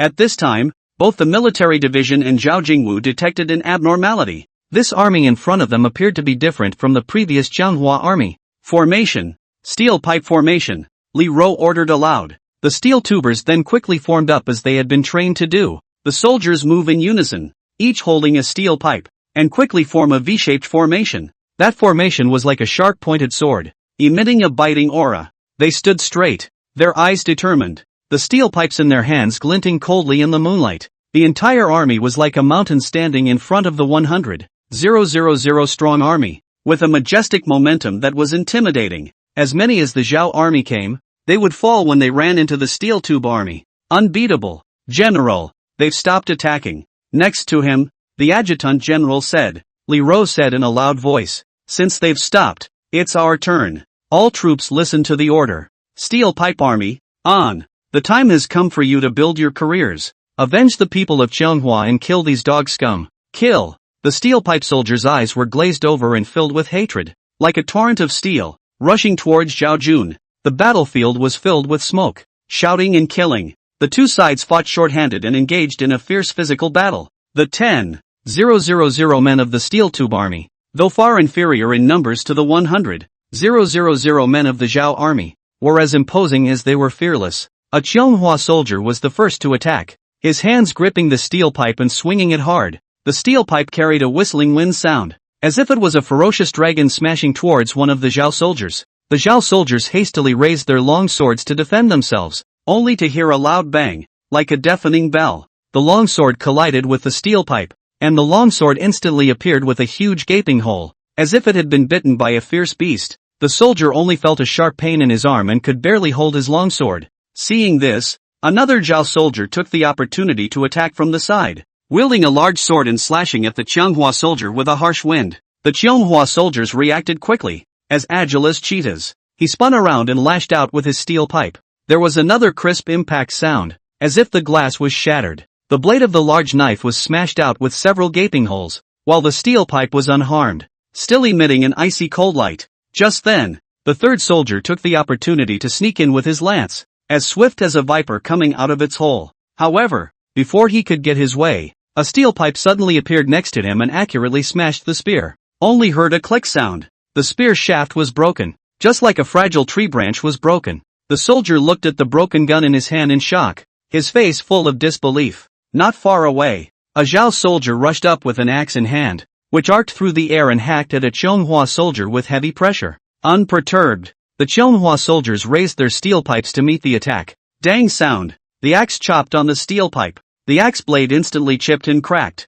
In another place, a Zhao soldier stabbed with his halberd, which was as fast as a bolt of lightning. The Qianghua soldier dodged sideways while lashing out with his steel pipe. The halberd was jerked to the side by the steel pipe with a pop sound, and the shaft was bent out of shape. The soldier looked at his halberd in horror, completely at a loss. At this time, a Zhao soldier rushed over wielding a battle axe, which carried a whistling wind sound and was aggressive. The Chonghua soldier's eyes flinched as he raised the steel pipe and slammed it down hard. With a loud bang, the battle axe was smashed into a deep depression, almost scrapping it. The soldier was shaken by this powerful force and retreated back and forth. This Zhao soldier, riding the wave of victory, smashed the steel pipe in his hand towards the opponent's body. The latter wore body armor, the hard armor, only to hear a bang. The steel pipe smashed down, immediately cracked and broken, and then again, the armor completely broken, revealing the body. The steel pipe came back with another blow, and the latter's shoulder bones immediately shattered, and he collapsed with a scream. A similar scene that goes on and on. Despite the huge disparity in numbers between the two sides, the steel tube army weapons were all formidable and indestructible. The ordinary soldiers of Zhao used nothing more than ordinary iron weapons. Unbeatable. No! 3 Chonghua soldiers with steel pipes in their hands had dared to siege one of the Zhao army's 1,000-man commanders. Thousandfold is highly skilled in martial arts. However, at this moment, the lance in his hand was already crippled under the constant collision with the 3 steel pipes. The sound of that fierce collision, clanking and clanging, was unending. In the end, all that was left of the lance was the poor handle. The Shifuyu had no choice but to fight the steel pipe with his bare hands. When the hard steel pipe hit his arm, only a clicking sound could be heard, the sound of bones breaking. Ow! This chief of thousands, who was killed alive by 3 steel pipes, was filled with resentment. And in another place, the battle between the senior generals was raging. Li Rou held a steel pipe in each hand.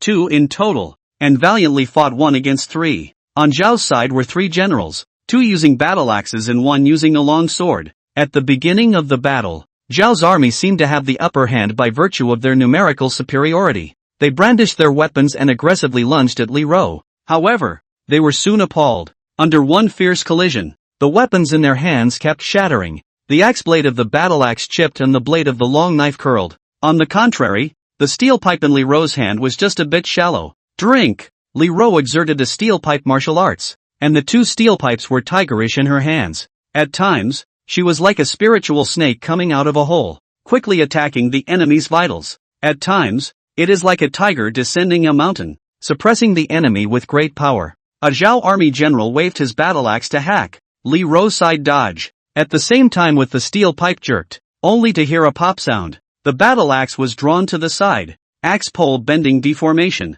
The other general took the opportunity to stab Li Rou with a long knife. Li Rou did not panic and blocked the long knife with a steel pipe, while the other steel pipe quickly smashed into that general's arm. With a click, the general's arm was fractured and his sword fell to the ground. The last general was horrified at the sight, but he gathered his courage and charged. Li Rou's eyes flinched, and both steel pipes struck at the same time, one sweeping and the other stabbing straight. That general had no time to dodge and was hit in the stomach and legs with a steel pipe. He collapsed to the ground in agony and lost the fight. Just like that, with 2 steel pipes, Li Rou managed to up 3 Zhao army generals. The advantage of weapons in the hands of the steel tubers was too great. All of it is made of steel of amazing purity. On the contrary, the metal weapons held by Zhao's army were mostly low-grade goods built using low-end backward technology. Both sides are not on the same level of hardness, strength and so on.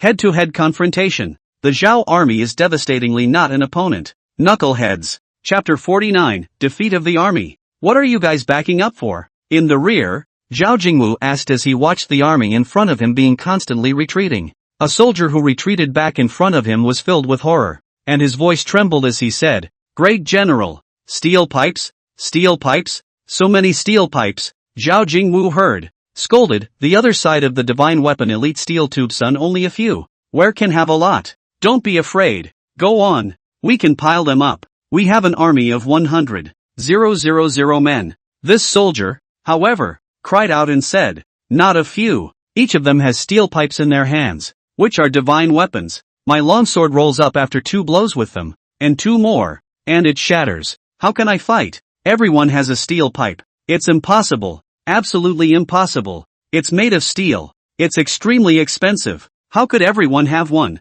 The opposite side, but there are at least a few thousand people." Zhao Jingwu growled, his voice filled with shock and skepticism. However, the news that kept coming from the front was a constant corroboration of this soldier's words. Zhao Jingwu, however, remained unconvinced and dispatched his adjutant to scout ahead. Soon, the adjutant returned from the darkness and said with a panicked face, "Great General, all the Qianghua generals on the opposite side do have one steel pipe in each of their hands, and all of them are made of fine steel." Hearing the adjutant's words, Zhao Jingwu was stunned. Next to him, the military division was also incredulous, muttering, "So many divine weapons, so many weapons made of fine steel. It's too unbelievable. Where on earth did Qianghua get so much fine steel?" For a while, the two sides engaged in battle, and the